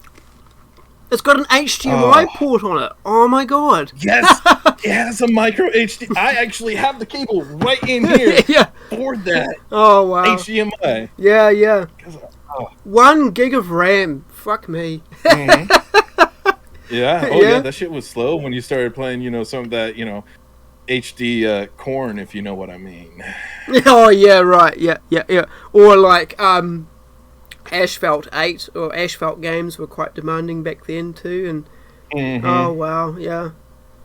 Did it have a? Well, yeah, I mean, was it a capacitive touchscreen or a resistive? No, it must have been capacitive back then. It was capacitive. Yeah, it was capacitive. Yeah. Oh my god. This is before resistive and all that. Like the. Oh, resistive was prior to that, but like we actually had to physically press the screen in to make it register. Like it was capacitive. Yeah, it was capacitive. That's crazy. Sorry, when you say resistive, I think of the, how much resistance is on the stylus. Oh, that's like the 3D touch buddy bullshit stuff. Yeah. I suppose, but this is. Speaking of Nvidia, I actually had an Nvidia CPU, so we're actually on topic. There we go. Yep, there you go. Nvidia Tegra. How about that? Yeah, it's crazy, real crazy. Bringing back memories. I love it. So, we've spoken about the past and currently. Are we going to talk about the future of Nvidia? What about the future? Yes. RTX 4000. Yeah. There is actually an RTX 4000 out already. This is the Quadro, but that's not applicable to the next generation of GPUs. So we're looking at late 2022, which I think is interesting because I believe AMD may have done something before then. We're looking. I mean, all eyes on CES though, right? Which is early January. That's when we were looking at real updates to this sort of thing. But there may be an RTX 3000 Super, as you said, coming out early next year to get us through till late next year for the 4000 series. But yeah, they're even going to look at a 3090 Super, which may be a little bit much, to be honest. I don't know why that would be a thing. But yeah, 3060, 70, 80, and possibly 90, but doubt the specs of the 3090 Super. Yeah, I would agree with that, because I don't think they'll do it. It's going to be looking at GDR6X on all the cards, so the 3060 is going to get a little bit of an upgrade compared to the regular, because I think the TI has GDR6X, so that's going to be quite a good thing. And we're looking at also, so that's the 3060 Super, so 3000 Super, and then we're going to look at the 4000 series, which is going to have the 5nm process, which is going to be, I believe, which is the Ada Lovelace architecture. I think they're looking at TSMC. I think they're going to not look at Samsung unless Samsung's really going to go up to the plate, because obviously we saw the power draw of the 3000 series being just through the roof in comparison to AMD. And I think people are going to be really worried about thermals and power draw for next generation, because they're going to look at Nvidia and go, do I really want another thermal bloody meltdown in my computer again because of Nvidia just not quite stepping up to the plate with their architecture? But it's gonna, maybe they're looking at 400 watts of power. Maybe for the top end model, about 50%, about 90% more CUDA cores, perhaps, in the biggest chip. About 30 or 40% more clusters. Texture clusters about the same as well. They're looking at the target frequency of 2.2 gigahertz, which is about, as I said, double the compute performance of the 3090 for the biggest chip. and it's about the clock speed that the current 3000 series get up to when they're on like boost mode. They sort of boost up to that frequency. So maybe we're looking at more performance out of the 4000 series, because I know that Radeon GPUs do boost a bit higher because of their smaller process node, so they get eke a little bit more clock speed out of them, but that doesn't always equate to performance compared to on what compute power they have. But double performance, double power consumption, can you accept it? Yeah, I mean that's going to be an interesting question for next generation. It's going to be a hard no for me. Yeah, because whether that will be a thing, I'm not even sure. Like, pricing, that's where it's going to be interesting. Are people going to want to pay current gen pricing for next gen? Because I'm not sure if pricing is going to come down. Like, are they going to make them cheaper? Because we talked last week about Intel GPUs coming into the market and possibly providing competition on a price level, because obviously AMD and Nvidia GPUs have gone up quite considerably in price. You know, whether they come down because of supply, whether they come down because of manufacturing costs, I don't know. But do you think Nvidia the next gen is going to come up, or do you think they're going to stay the same? Do you think they're going to go down? I think, provided the performance they are going to provide as well. Yeah. I think it's only going to be a 20% performance increase. 20? You reckon 20 for the top end GPU? Maybe 25%, all relative to their counterparts, like the 3060 to 4060 and concurrent with that. I think there's going to be 20 to 25, maybe on the 90 it might be 35 to 45, but I doubt it. The problem is I'm looking at this as a businessman. Yeah. I'm going to say I'm not only going to try to keep writing these prices that way I can make more profit. Yeah. It's like, oh, well, I see that people are willing to pay, $1,500 for a 3070 or a 3080. Why not, say, oh, we'll sell, I know the projected price says the 4070 is going to be, $500, but I'm going to have a guess that it's going to be actually closer to $600 to $700. Yeah, range. I would say so. Like, we're gonna keep riding the COVID prices until we just can't anymore because of public outcry. Yeah, exactly.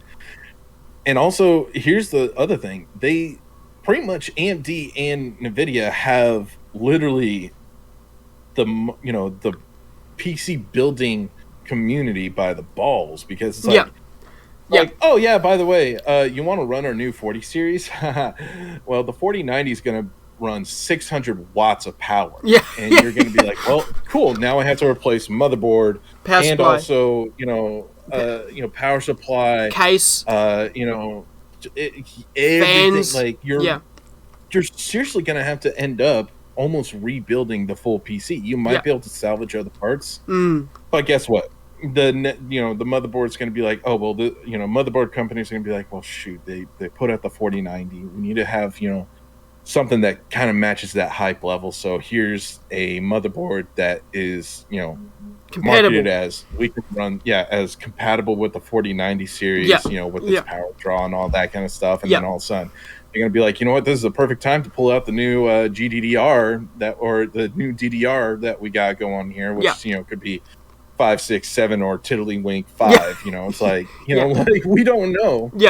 But like there's a possibility that when the 40 series comes out, if the super series of the current gen doesn't doesn't do well, we might have to start rebuilding computers from the base up, and it could cost us for even just a minimal setup, $1,500 to $2,000 USD for like a entry level system.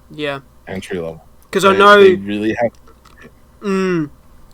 It's crazy. Like, because obviously Intel's just released 12th gen, and there was backlash about the fact that they wanted to introduce the new ATX 12 volt standard on their new motherboards, because they were like, oh, let's actually put the voltage regulation that the power supply would do onto the motherboard. So all the motherboard will take in is 12 volts, and the motherboard then would split up to 3.3 to 5 volts, to all the different components that require the different voltages, because obviously that's normally done within the power supply. And it's like the amount of outcry that happened from the power supply makers, from the motherboard makers, and the general PC building community was enough for them to say, okay, we're going to put it off for another generation, because it's not ready yet. But I think, and obviously Nvidia's made the new 12-pin PCI Express adapter with the RTX 3000 series, which required a specific plug to use, specifically for the founders' chips, cards, I should say. And so, you know, are they going to do anything funny with the fact that PCI Express may not be backwards compatible with 5.0, or are they going to lose performance with older gen motherboards because they don't have the bandwidth for the RTX 4000 series? Maybe they will. Maybe you're going to require a minimum of 4.0 PCI Express generation to support these cards properly. And it's like, that just puts a whole lot of computers out on the doorstep, because it's like, I want a 4070 or a 4080, and it's like, you can't run it because it's just not compatible. And they might do that.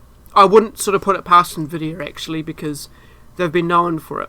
And that's sort of interesting you brought that up in that way, because there could be some stuff about that. So I'm curious, and it's going to be interesting to see what that brings. Whether what AMD comes out with. Intel, all eyes are on Intel for their next gen GPUs as well. Because as I said, they could be bringing a price disparity, because they're a new entry into the game and people don't trust them yet, and it's like their performance may not quite be there. So it's like, do you buy them instead? And it's like, maybe I do. Maybe if their bang for buck, as you said, is there, and it may not be 100% of where you need it to be, but it's closer than AMD and Nvidia can provide, you know, maybe there might be a max exodus, or their performance and their price is shit, they can't compete, so Intel leaves the game. It's going to be a bloodbath either way, I think. And I mean, with Intel jumping in like this, honestly, Intel has all the power right now. Yeah, they just got to figure out how greedy they're going to be. Absolutely, yeah. And that's going to determine if they're going to sink or swim. Yeah. It's like, if you're going to tell me, you know, with a bang for buck mentality, that your card performs only 75% of the capacity that, you know, their card performs, but you're only charging me 50% of what their card costs. Yeah. I'm going to say no one's going to buy it. 50% for 25? I'm going to buy it. Oh, you're going to buy it? Yeah. Okay. Yeah. You sell me a card for $200 that it runs at 75% capacity to a card that's $400, you know, with its 100% capacity. I'm going to say I'll spend the $200. True. Hell. Yeah. I'll buy two of them, and, you know, hopefully Intel does a, like, you know, I doubt that. It's such a doubt that very much. I would love to see an SLI style, you know, like, please. Oh yeah, yeah. Remember that thing you guys missed about, you know, AMD and Nvidia cards, you know, the SLI and Crossfire? Well, we brought it back. Yeah. Yeah. They have some game-breaking moves they can do here to make themselves automatically part of the top 3. Yeah. Because they've got the money. Only 2. They've got the team. Yeah. They've got the support of a lot of Intel fanboys out there. They can do it. They just got to determine how. And I think they may be onto something. Yeah. It all comes to how greedy are you going to be? Are you going to try to, you know, stick it to, you know, you're going to try to play with the big boys that have been in the game since, you know, forever? Yep. Or are you going to say, you know what, we've been out of this for a while, so we're going to, you know, be okay with selling our product at a lower, you know, price? Yep. You know, when it comes down to it, it's greed, and that's going to determine whether you sink or swim. Yeah, because you're going to have to act fast, really, because if they're not out before the 4000 series, is out, or even the 7000 series from AMD, if they do that, I don't know when they will, but they might. If they're not out before then, and if they're still on basing their performance on current gen hardware, they're out of the water. Like, there's no way that they're going to compete with next gen performance on current gen stuff with any. And it's like, so they need to do it soon, like real soon, because of the super. Well, they can either do it soon, or I mean, and this is where my business mind comes in. You can still sell really well current gen, graphic or current gen performance if the market is still completely crap like it is right now. True. Like, you still can't buy a GPU that hasn't been scalped up price. Like you're just not going to. No. But at the same time, all of a sudden Intel comes out and says, oh yeah, these same specs as, last generation, the 30 series, but hey, guess what? We're still the cheapest thing and we can produce a crap ton of them. Yeah. And flood the market. They're going to have a leg up. And that's, like I said, it's going to come down to how greedy are they going to try to get, or are they going to try to brand themselves before they start up pricing? Yeah, I think they're going to have to, because a lot of people certainly, like, if Intel do anything too proprietary off the bat, then people are going to want to have to trust them before they put their prices up. But if they're just going to open, like, oh yeah, we're going to just launch and see what happens, maybe they could upmarket themselves a little bit more, because people will be like, oh, but I have to buy an Intel motherboard to have an Intel GPU. Oh, I don't want to do that. So they'll have to make them cheaper because they're limiting their market. But if they actually go, which I don't think they will. They got to be pretty dang stupid if they're gonna do that. yeah, that is very true. But we just don't know, and it's going to be. I think 2022. I keep saying it. With years go by and more exciting technology comes out, it's going to be a good year. It's going to be if everything goes back to normal and we can buy a GPU and it's not going to be like through the roof. It's going to be an interesting year. It's going to be a very interesting year. And I suppose go ahead, go for it. Oh no, I was going to segue a little bit, but if you want to finish off there, we can, and then we can move on. I just wanted to throw in. I just want a freaking Nerve gear. I want a full dive VR system, man. Yeah. Why can't Intel do that? I will be a loyal fan till the day I die. Yeah. Give me playing Skyrim where my whole body is the freaking controller, Yeah. You're in like full on like virtual. Yeah. Well, I think that's what Facebook's going to do. I think that's Meta, isn't it? And well, from what I saw, and this is just going off a little bit off tangent, but very tech related. I did see an article about a company actually coming out with a alpha stage half dive VR system where that is very, very similar to look from the Nerve gear and Sword Art Online, if anyone knows anime. So like you lay in bed, you put the VR set on and all that kind of stuff, and like it's actually going off of your neurons firing off in your brain. Very alpha, very prototype. Oh yeah, very experimental, but it's actually out there now. So crazy. It's just I think the software and realistically, I suppose the hardware in that sense are just gonna needing to really catch up to all the accessories, to that, because it's like, how do you compute that? How do you translate that? How do you actually build something based off what the information you have? And it's like that takes time. Conventional computing may not do it. Technically, we already have it though. Yeah. When it comes down to prosthetics, like think of people who have robotic prosthetics who the prosthetic works off of actually the firing off of nerves in the in their missing appendage. Like I actually got to talk to a guy at a Best Buy some years ago where I couldn't stop staring at his hand because he had a robotic hand. And it got to the awkward point where he walked up to me and said, "Do you want to hold my hand?" And I was just like, yeah. Actually, I'm sorry for staring, but yes, I want to. And we've gone to how they actually, he had a nub from at the wrist, and they actually shaved it down a little bit more to expose nerve endings, so he could actually have a nerve controlled, not a muscle controlled, a nerve controlled articulate hand, which just threw me through a loop. Yeah. Because I'm a tech guy who's also like a medical guy, and I was like, I was like, I know I'm staring, and you're pretty and all, but your hand's prettier. yeah, exactly. Yeah, amen. Yeah, exactly. It's just, it's wild, man.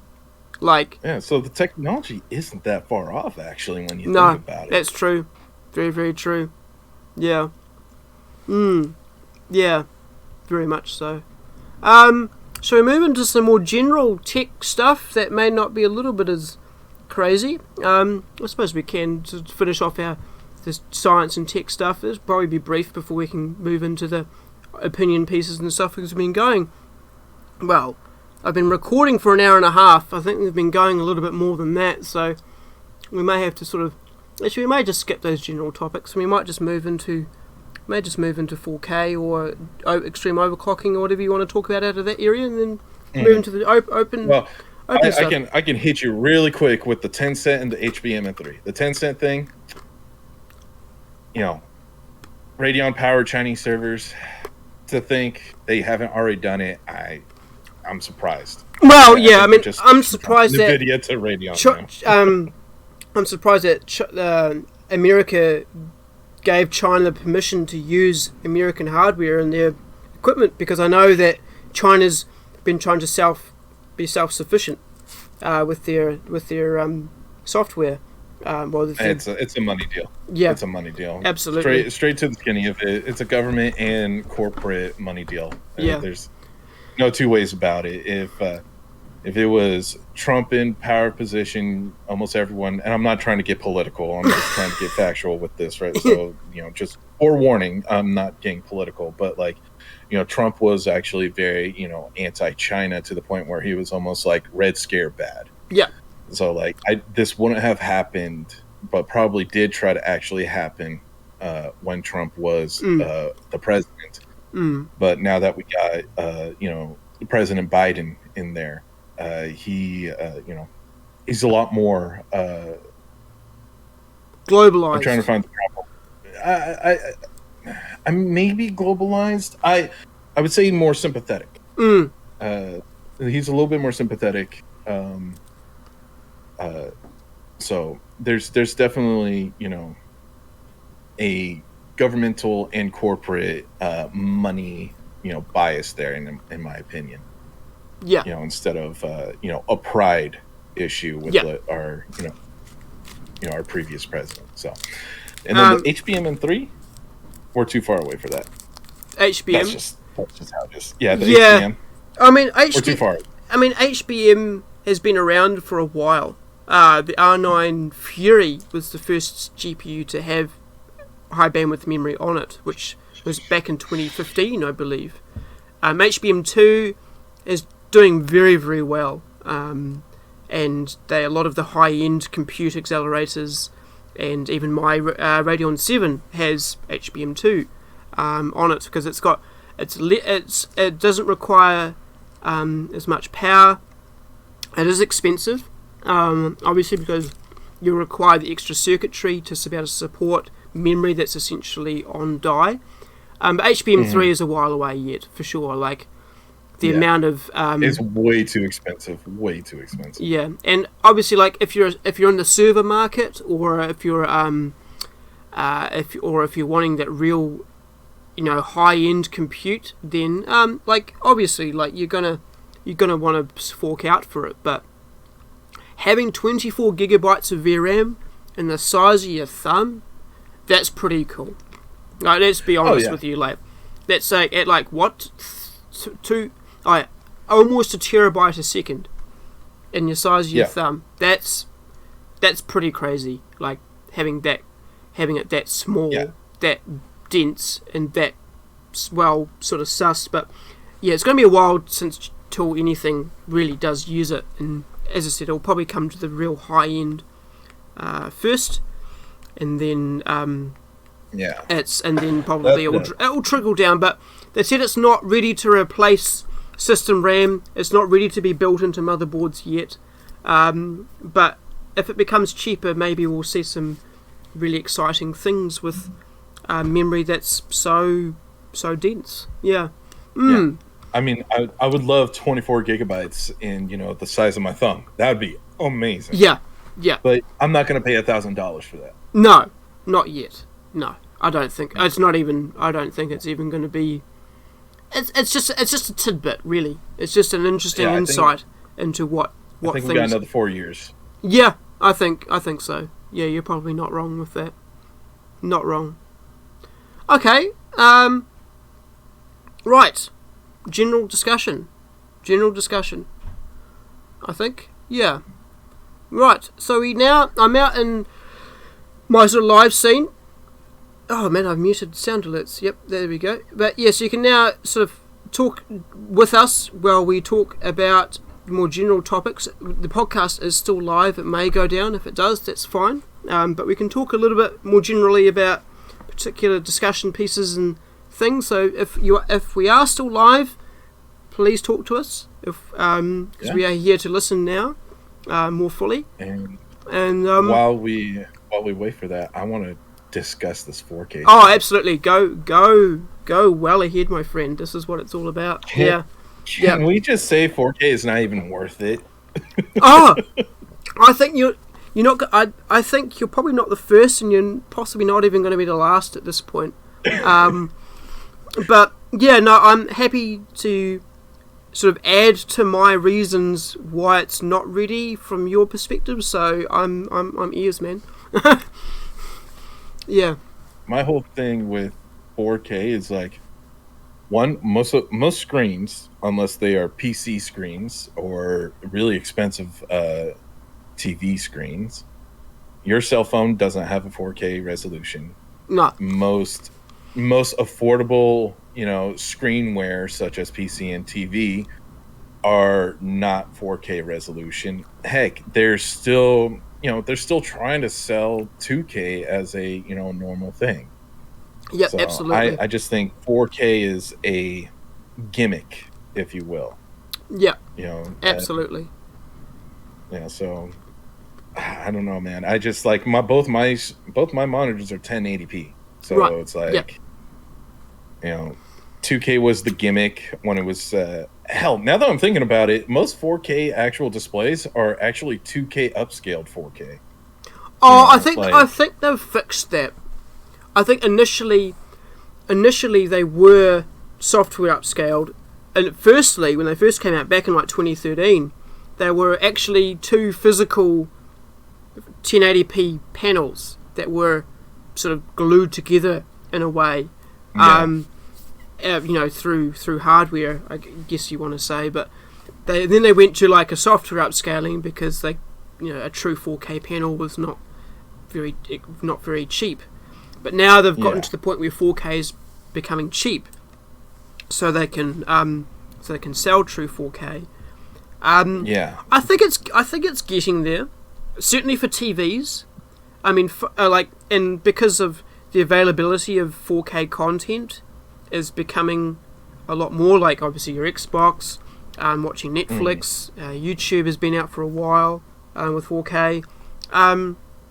It's getting there. It's a lot better than it was. I mean, that's why I've sort of kept it as a discussion piece throughout the 20 or so episodes that I've had, because it's like, what are your thoughts now on 4K compared to what my thoughts were back then? Yeah. Yeah, I still think it's still not a standard, because one, a lot of people, like I, will never get 4K for Netflix or ever play a YouTube video, even if I did have a 4K resolution screen, which, technically my TV is a 4K, TV, but it's a software upscale, not a true 4K. Yeah. But that being said, I don't have the bandwidth on my internet to do that. Right. I have decent download speeds, But even then, it's like, man, 4K takes in so much bandwidth that you're either going to be seeing that buffering wheel that you're unaccustomed to seeing nowadays. Yes. Or it's gonna go lower res first till it can buffer properly to get you to 4K, which, if you don't have a gigabit kind of speed, you're gonna be waiting through pretty much your whole episode of of NCIS. You're just gonna be sitting there like, well, I've been waiting for it to be in 4K, and all of a sudden it's like, oh yeah, the last 10 minutes are 4K, but you had to sit through 720 to 1080 to get there. So It's like, hell, I even see that issue still right now with 1080 that I'm supposed to be having on my Netflix, but I get 460 sometimes because of the buffering rate, and it's like, I have decent internet. 50 megabits down, I should be playing 1080 without a problem. But with how hardware is setting up, it's like, I don't think 4K should be standard until the internet becomes a better thing for worldwide. Yeah, absolutely. I guess New Zealand is very privileged that we had a lot of government investment in setting up a fibre connection for the whole country, and I've been on. I mean, initially I was on 100 megabit, and then gigabit about a year or so later, because of the fact that my city won a competition to get a gigabit connection first in the whole place. But obviously New Zealand is a lot smaller, so I guess for me, having a bandwidth limitation on watching TV isn't a great deal. But I don't watch a lot of TV. I hardly watch movies as it is. So in terms of me calling 4K a standard, the only thing that would apply would be games, or taking 4K video on your phone is really the only thing that sort of applies a great deal. And well, no, I mean it's not. It's like you're paying $2,000 for like a 4K high refresh rate monitor or a TV, and it's just like it's too much. Like, I know 4K in terms of obviously as 60 hertz stuff has come a long way down in price, which is great. However, it's the amount of support that you get within games that are true 4K, in terms of they've been built for 4K. Watching a 28-inch monitor is just not what you'd use 4K for. A TV, I would certainly consider it. Like, if you have, as I said, got a good enough internet connection, if you've got content to watch on it that would take advantage of it, absolutely.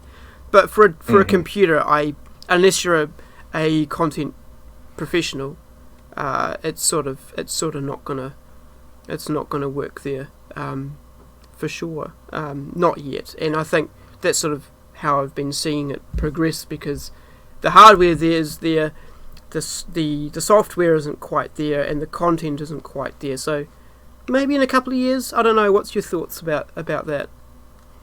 I think it's going to be another 3 years before 4K becomes a standard of any sorts, just because, like, yeah, you got YouTube at 4K, but here's the problem with 4K. A lot of YouTube creators are not going to be wanting to be recording in 4K because the storage and the compute power and yeah, exactly. Like, there's quite a few people who are like, yeah, 4K is great, but then at the same time, you could have, either you can have, about four times the quality that people may only be able to see half of that because of their hardware, limitations. Like, when you watch YouTube, you're mostly watching on your phone. Sure, every once in a while I'll catch myself watching on my TV or on my PC, but when I watch YouTube, I'm usually sitting on my bed or sitting on the toilet, on my phone. That's just how it goes. And there's no way that cell phones are going to get to that 4K resolution until then. And back. I might have to go very, very briefly drop someone picking up a computer from me, but other than that, Okay. all good. No, it's just I've had to. I was fixing someone's system that wasn't booting, so. But yeah, one of those damn things. But no, we can keep talking until then. But yeah, no, 4K is it's a very demanding thing. Yeah, I think we got 3 years until it's standardized, and even then, it's still probably not going to be fully standardized until YouTube, Twitch, and Amazon, even Netflix, the biggest streaming services, Netflix, Twitch, Amazon, YouTube. Yeah, Twitch in 4K is going to be interesting. I'm wondering when they're going to do that. I don't think they're going. They already have a hard enough time, running their servers when everyone's on. Yeah. At 1080p, their servers are not equipped for it. They're going to have to go through some major issues in there right now, focusing on social issues instead of hardware issues. So exactly. Yeah. So until then, I'll just keep running everything at 1080. It's going to run my system a lot smoother, and YouTube, no, like barely any creators are actually putting anything out on YouTube at 4K. Hell, Netflix doesn't even promote 4K on a on a level that's accepted. Yeah, that's sort of like what you would expect. Yeah, because I guess the internet's just still not up, keeping up with demand, and there. You also got to think of how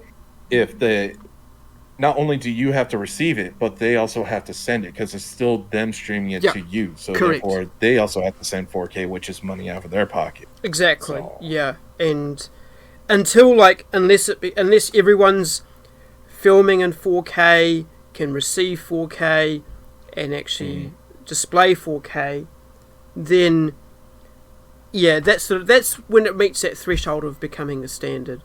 And until then, it's just there's a few areas where it's just not perfect, and I think that's not perfect enough to actually be able to meet that threshold. And yeah, you're 100% right, 100% right on that. Yeah. Thanks. Any gaming news? I suppose it's something that you probably know a little bit more about than I do. I always claim ignorance with gaming stuff, so just sort of briefly. Honestly, I'm actually almost as ignorant as you. Honestly, I've been playing more so older games that I haven't really been haven't actually played recently, due to the fact that before I was pretty much only playing Halo and Call of Duty. Yeah. So. Yeah. No. I'm trying to think. There was this one game actually that did entice me a crazy amount. I'm trying to find the title to it real quick. Actually, since you also stream video games, do you own a PlayStation? No, I had not owned a PlayStation since the PlayStation 2. Okay, so you're in the same boat as me. Yep. I went to a 360 from the PS2, then went straight to PC. Then I've got my PCs back again. I need to go. I'll be back you can yap away. I'll be back in a couple of minutes. Yeah. Sounds good. I'm just trying to find that video game that I've been interested in.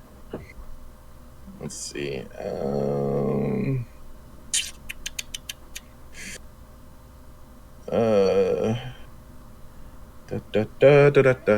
Plus, anyway, I see there's 2 people in here. Come on, talk to me. Let me know any questions. He's not here, so we can make this X-rated if you want. Shoot. Oh, here we go. Trying to see.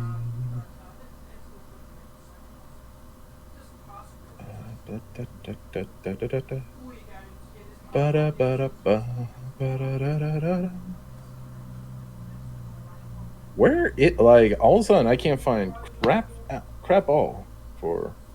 No problem. I'll get with you shortly. Okay, cheers, man. Thank you. Oh, the day before. Oh, the day before. All right, yeah. Yeah, absolutely. If you ever wanted a zombie game that's also like Mud Runner slash you're gonna call it the Division. Day before.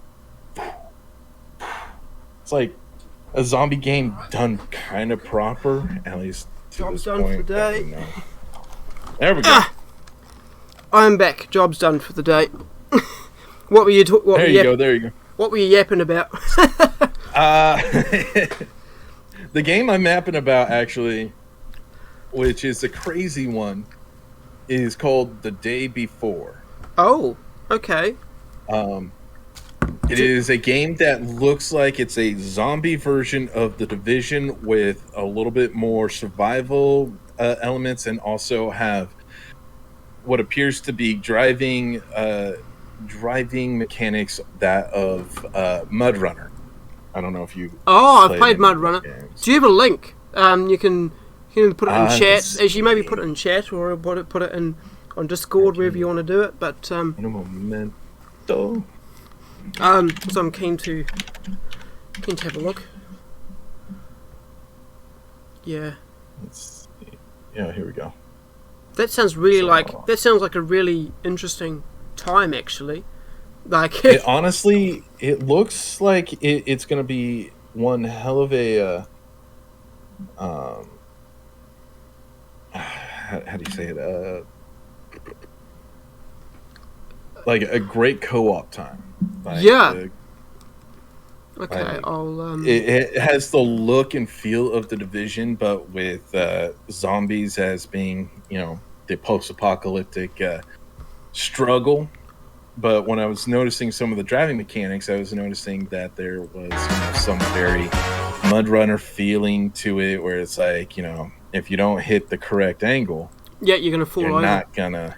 Oh, well, that reminds me very much of The Division. Mm-hmm. Oh wow, yeah. Yep, with zombies. So yep, that's cool. And I'm scrolling through to see driving.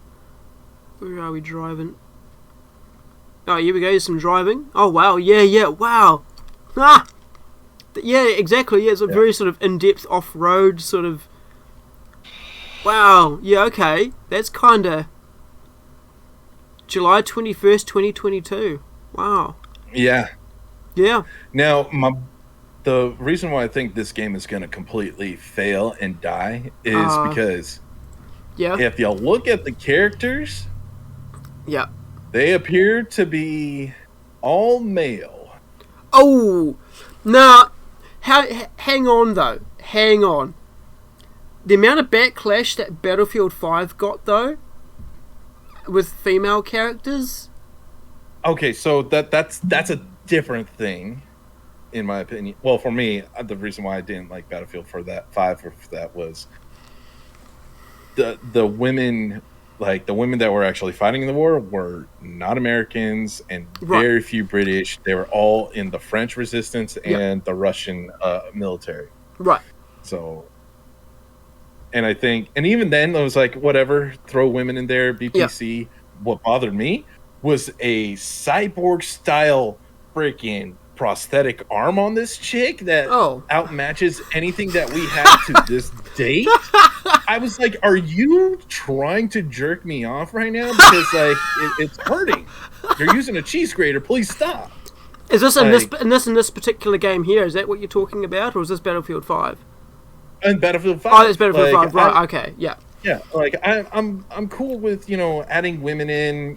Honestly, I like women characters in my games. Yep. Sure, do I care about historical accuracies? Yes, but when it comes to video games, it's like, you know what? If I'm also about wanting to get more women into playing video games, and if that means, hey, we need to throw in some more women. Yep.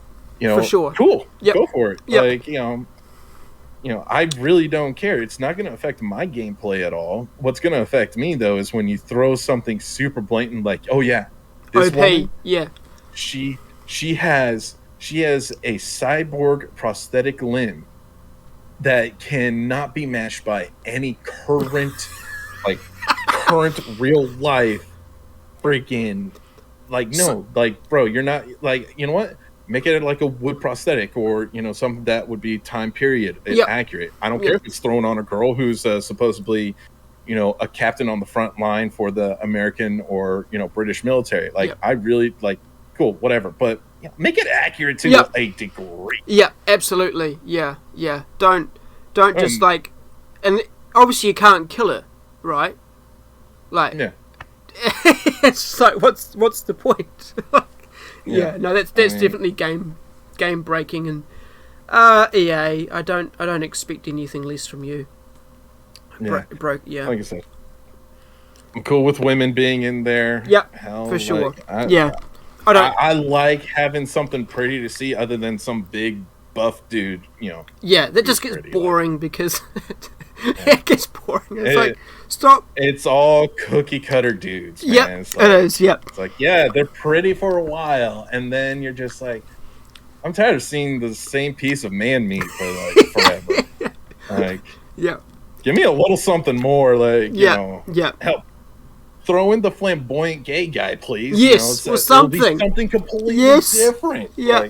I don't. Yeah, I know. Right? I know. It just because it's just stop flexing. It's just a constant flex, and it's like, no, just no. But yeah. Well, since my job's out of the way, do you need to be anywhere? You got to do anything? You happy chatting, or you like, nah? Can't be asked. I think I got about another 10-15 minutes of chatting before. I've actually fallen quite under the weather. I did see that in your announcement. I was like, you don't sound it, you don't look it. My voice is definitely a lot more deeper and gravelier than it usually is. Right. Yes. But it's.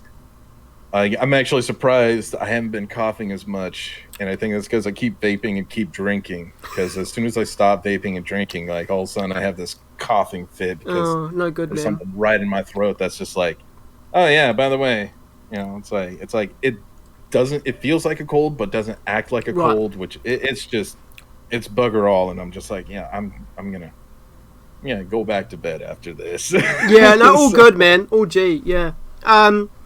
Well, I suppose I haven't really discussed because a lot of people have only really been talking about 4K so far on the channel, and there is some extra talking points. And since we don't have any questions in chat, probably expected because our stream keeps dying every 10 minutes, which isn't great. But out of the other two, do you want to talk about extreme overclocking just for a bit? I'm down for the extreme overclocking. I'm going to tell you this right off the bat. I didn't know you could overclock a GPU until a year ago. Yeah, it is. It's something. Yeah, it's something I never really got into, and unless since I've been water cooling. I did do a little bit on air, and I even had. I've done it a little bit in increments, because I sort of did a little bit of auto overclocking with my first Intel CPUs that I had. Then I tried manual, then I did GPUs, and now it's like I kind of feel obligated to do it because I've got decent cooling and a decent power supply. And it's like I kind of like pushing numbers a bit, especially I noticed in Forza my game's getting a little bit, sort of feels a little bit choppy, and it's like, no, I'll just push my numbers up a bit, and I have my game crashed, and it's the only other game crash I've had in Horizon 5 since I did that massive fix that I happened to find off someone off Twitch. But other than it's the thing with overclocking nowadays is it's so safe to do that. Even though it says it voids warranties, it says that you're not going to, you're going to break your stuff. They don't allow you to be stupid. I think that's the key point to take away, because back in the day, 20 years ago, when you had the old Athlons and the old Pentiums and stuff like that, you could quite happily give your CPU 2 volts, and it would die and it would blow up. because there was no safety mechanisms in place. But nowadays, your computer would reboot. It will blue screen. It will tell you if you've done something wrong. And it's like, well, if it's that safe, and as long as you can test reliability, which is millions of days of testing reliability nowadays, it's like, it's not like, for the general population, overclocking is kind of like becoming something that people are interested in, because it's just a lot more accessible, especially now with auto overclocking, which will just literally click a button and it will test out certain frequencies and certain voltages and find one that suits what you've got in terms of the quality of the silicon, your power supply, the power regulation, the temperatures, and it will actually find one that fits. Manual overclocking is dying. There's a lot of reason not to do it because of how out of the box frequencies are. They're really, really close to their limit because of they're wanting to push as much as they can. But there's certain circumstances where I feel it's very valid. Certainly with CPUs, because with Ryzen in particular, I know first gen Ryzen, you had to overclock them.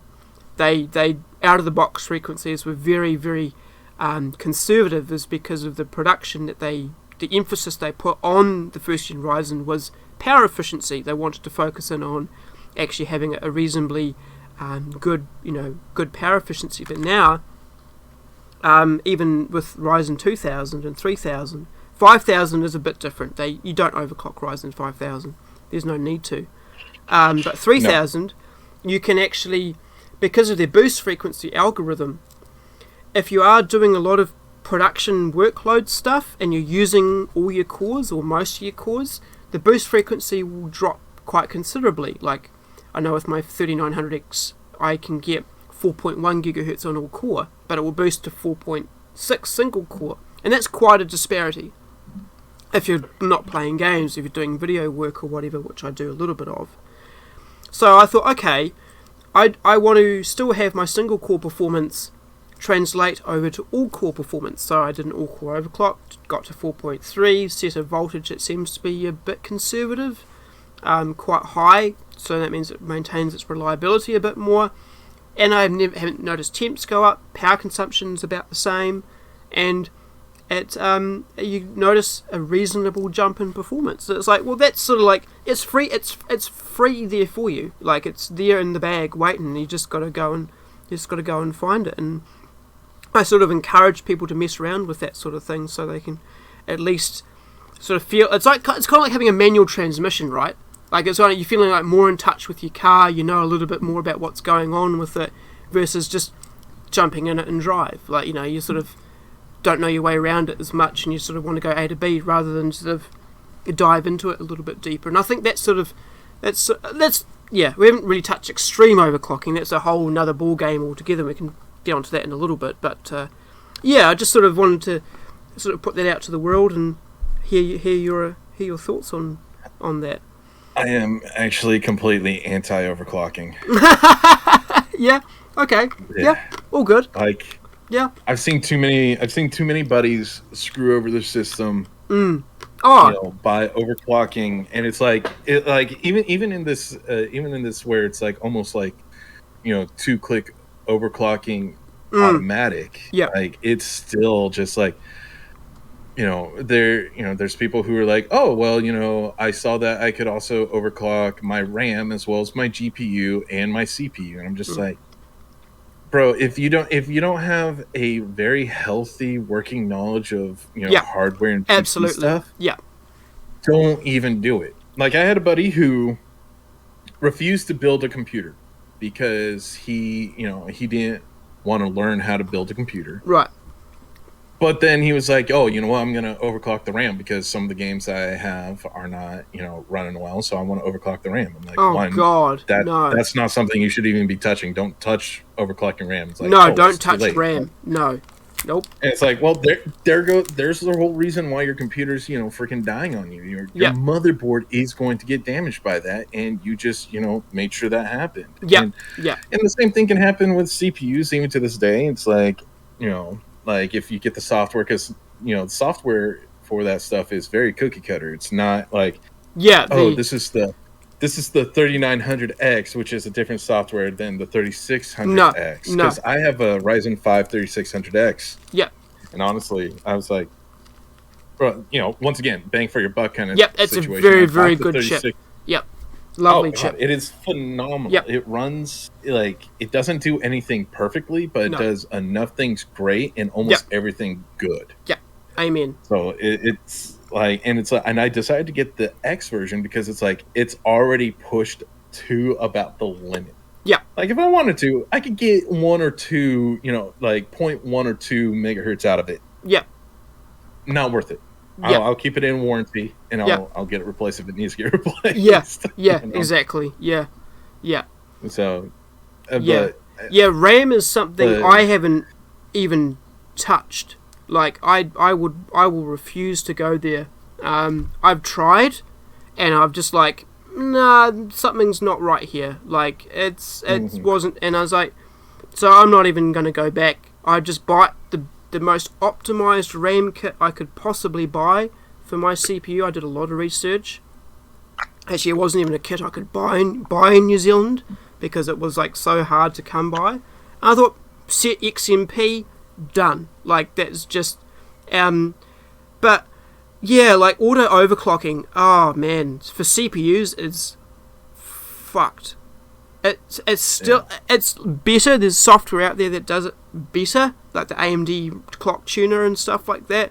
Quite reasonably good, but nah, I tried that as well. Just doesn't work. Just go into your BIOS, set 43, put your voltage to 1.325, which is quite high. So my temps are a little bit worse, I think. And just honestly called it a day, and it's been, I think, not causing problems. There has been crashes, but I think that's my GPU driver rather than anything. And I thought, I get a little bit of extra single core, a little bit worse single core, but a lot better multi-core. And I think for streaming and video editing and stuff like that, you need more access to processing cores. And if you're dropping frequency because you're not maintaining the boost because you're using more of your processor, then that's when I found the uplift more beneficial rather than just playing games. Because if you're playing games, you need all the single core you can get, and that's where that's where Intel has been a lot better in the past, is that single core versus the multi-core stuff, and AMD I guess is still catching up in that regard. Yeah, so that's sort of a little bit of brief on overclocking. I mean, we didn't touch the extreme part. I can talk about extreme a little bit on another show. I think we should probably round it out there. I think we've been live for 3 hours. Has it been 3 hours? 3-hour podcast. Let's go. Yeah. 12:30. It's been 3 hours. Just on 3 hours. Coming up now. Yeah. That's nuts. I'll have to edit that and get that uploaded. If you want to put your links in chat, I think I have turned link restriction off. I hope I have. If I haven't, I will permit links. Moderation. Block Hype, you can turn your links on. Yeah, so put your links in chat. Feel free to do that, because I did. Go follow this beautiful man. Does it work? Did links work? No. I'm getting slow there. Typer, so. You're slow typer. Oh, good man. All good. All good. Yeah. I just thought there we go. Yeah, go follow this beautiful man. You can put your link to your Discord if you like as well. I'm happy to. I don't even have that on hand, so I will do the YouTube channel that we got going. Yeah, for your podcast. Yeah, for the podcast, and it's the general YouTube channel for the community that we're running and all that. So the uncultured gold. We're trying to figure out other videos to do. At least I am, because I want to try to get as much possible for that kind of brand going on that I helped create. So absolutely. But yeah. Thank you very much for listening to me ramble about a lot of shit that you probably wouldn't imagine wanting to talk about very often. I'm glad you helped me sit through it though, and sort of did add some extra bits and pieces, because that's what we're all about here. You know, my tags on here are educational. I'm wanting to help people, wanting to sort of give them perspective on what to do or what not to do, and life stuff as well about tech. You know, it's sort of about learning and wanting to grow, and that's what I'm about here on this particular podcast. Hopefully I can add some of my experience onto your podcast, because I know that's a little bit more wild and spicy and all that kind of stuff, which I know we weren't here today. I'm very thankful that we didn't get R18. We got close, but we weren't there. So I know Sugar early on was asking about man biddies, and it's all right, you know, got to go there a little bit sometime. But oh yeah, no, it's actually a very nice being able to talk about hardware. Yeah, yes, it's like, you know, I don't like I said, I know enough to be dangerous, not enough to, you know, be an authority. But, you know, it is a nice, you know, to be able to switch over and be able to be like, hey, we're talking about stuff that I actually, you know, can actually talk about. So it was definitely nice to talk. He did warn me that you might be a better guest than he was, Sugar did. You know, in terms of actually saying that, there might be a little bit more discussion happening, you know. I think I'm going to let you be the judge of that. I am not going to ask you. No. I'm trying to be impartial here. You know, I'm absolutely, you know, can't be subjective, as we talked about earlier, for sure. But no, thank you very much for this. It's been great. This is probably when's your next stream coming up, by the way? What are you doing for your schedule? Just to let everybody know. What's your regular stuff? Yeah. So regularly I do Monday through Friday, you know, Pacific Standard Time. But because I'm feeling very under the weather and somehow, you know, holding up nicely, but I'm going to take the next couple days off. I'll be back with my own podcast on Wednesday night, which is 9 p.m. Pacific Standard Time. I believe that's 6 p.m. NZT. Yeah, about 5 or 6 o'clock. Yep. That's about right. Yeah. So yeah, that'll be the next time when I'm streaming. Like I said, I'm going to be drinking a lot of hot tea and getting my vitamins and all that to hopefully, you know, kick whatever this is I have. So in the Oris. Mm-hmm. Yeah. Awesome. Thank you again so much. Thank you for the audience that we have had through this sporadic stream. But as I said, this will be recorded. It'll be on YouTube. I'll have this out probably in the next few days. I'll need a bit of editing, because obviously there's a bit of dropped stream and whatnot, which is horrible, and that's why I don't stream during the day. But if you want to see me, Fridays through Sundays, it's about 1 a.m. EST. It's very late for Americans when I come on. EST, about 1 a.m. Is it about 1 a.m. for you guys when I come on? About 8 o'clock NZT? No, it's probably around 4 a.m. actually. 4 a.m. Oh god, yeah. 4 a.m. Rip. So I do your Friday, Saturday and Sunday, and then obviously during the week for the podcast. Possibly looking to add more depending on what goes on, but we'll see what happens next year for sure. Don't forget to follow this guy, amazing man, and I'll see you all in a few days. Hopefully see you in a few days as well, so that would be awesome. Okay, we'll stop rambling now. We've been rambling now for well over 3 hours, so it's long enough. And peace out for now. Bye-bye. Lights.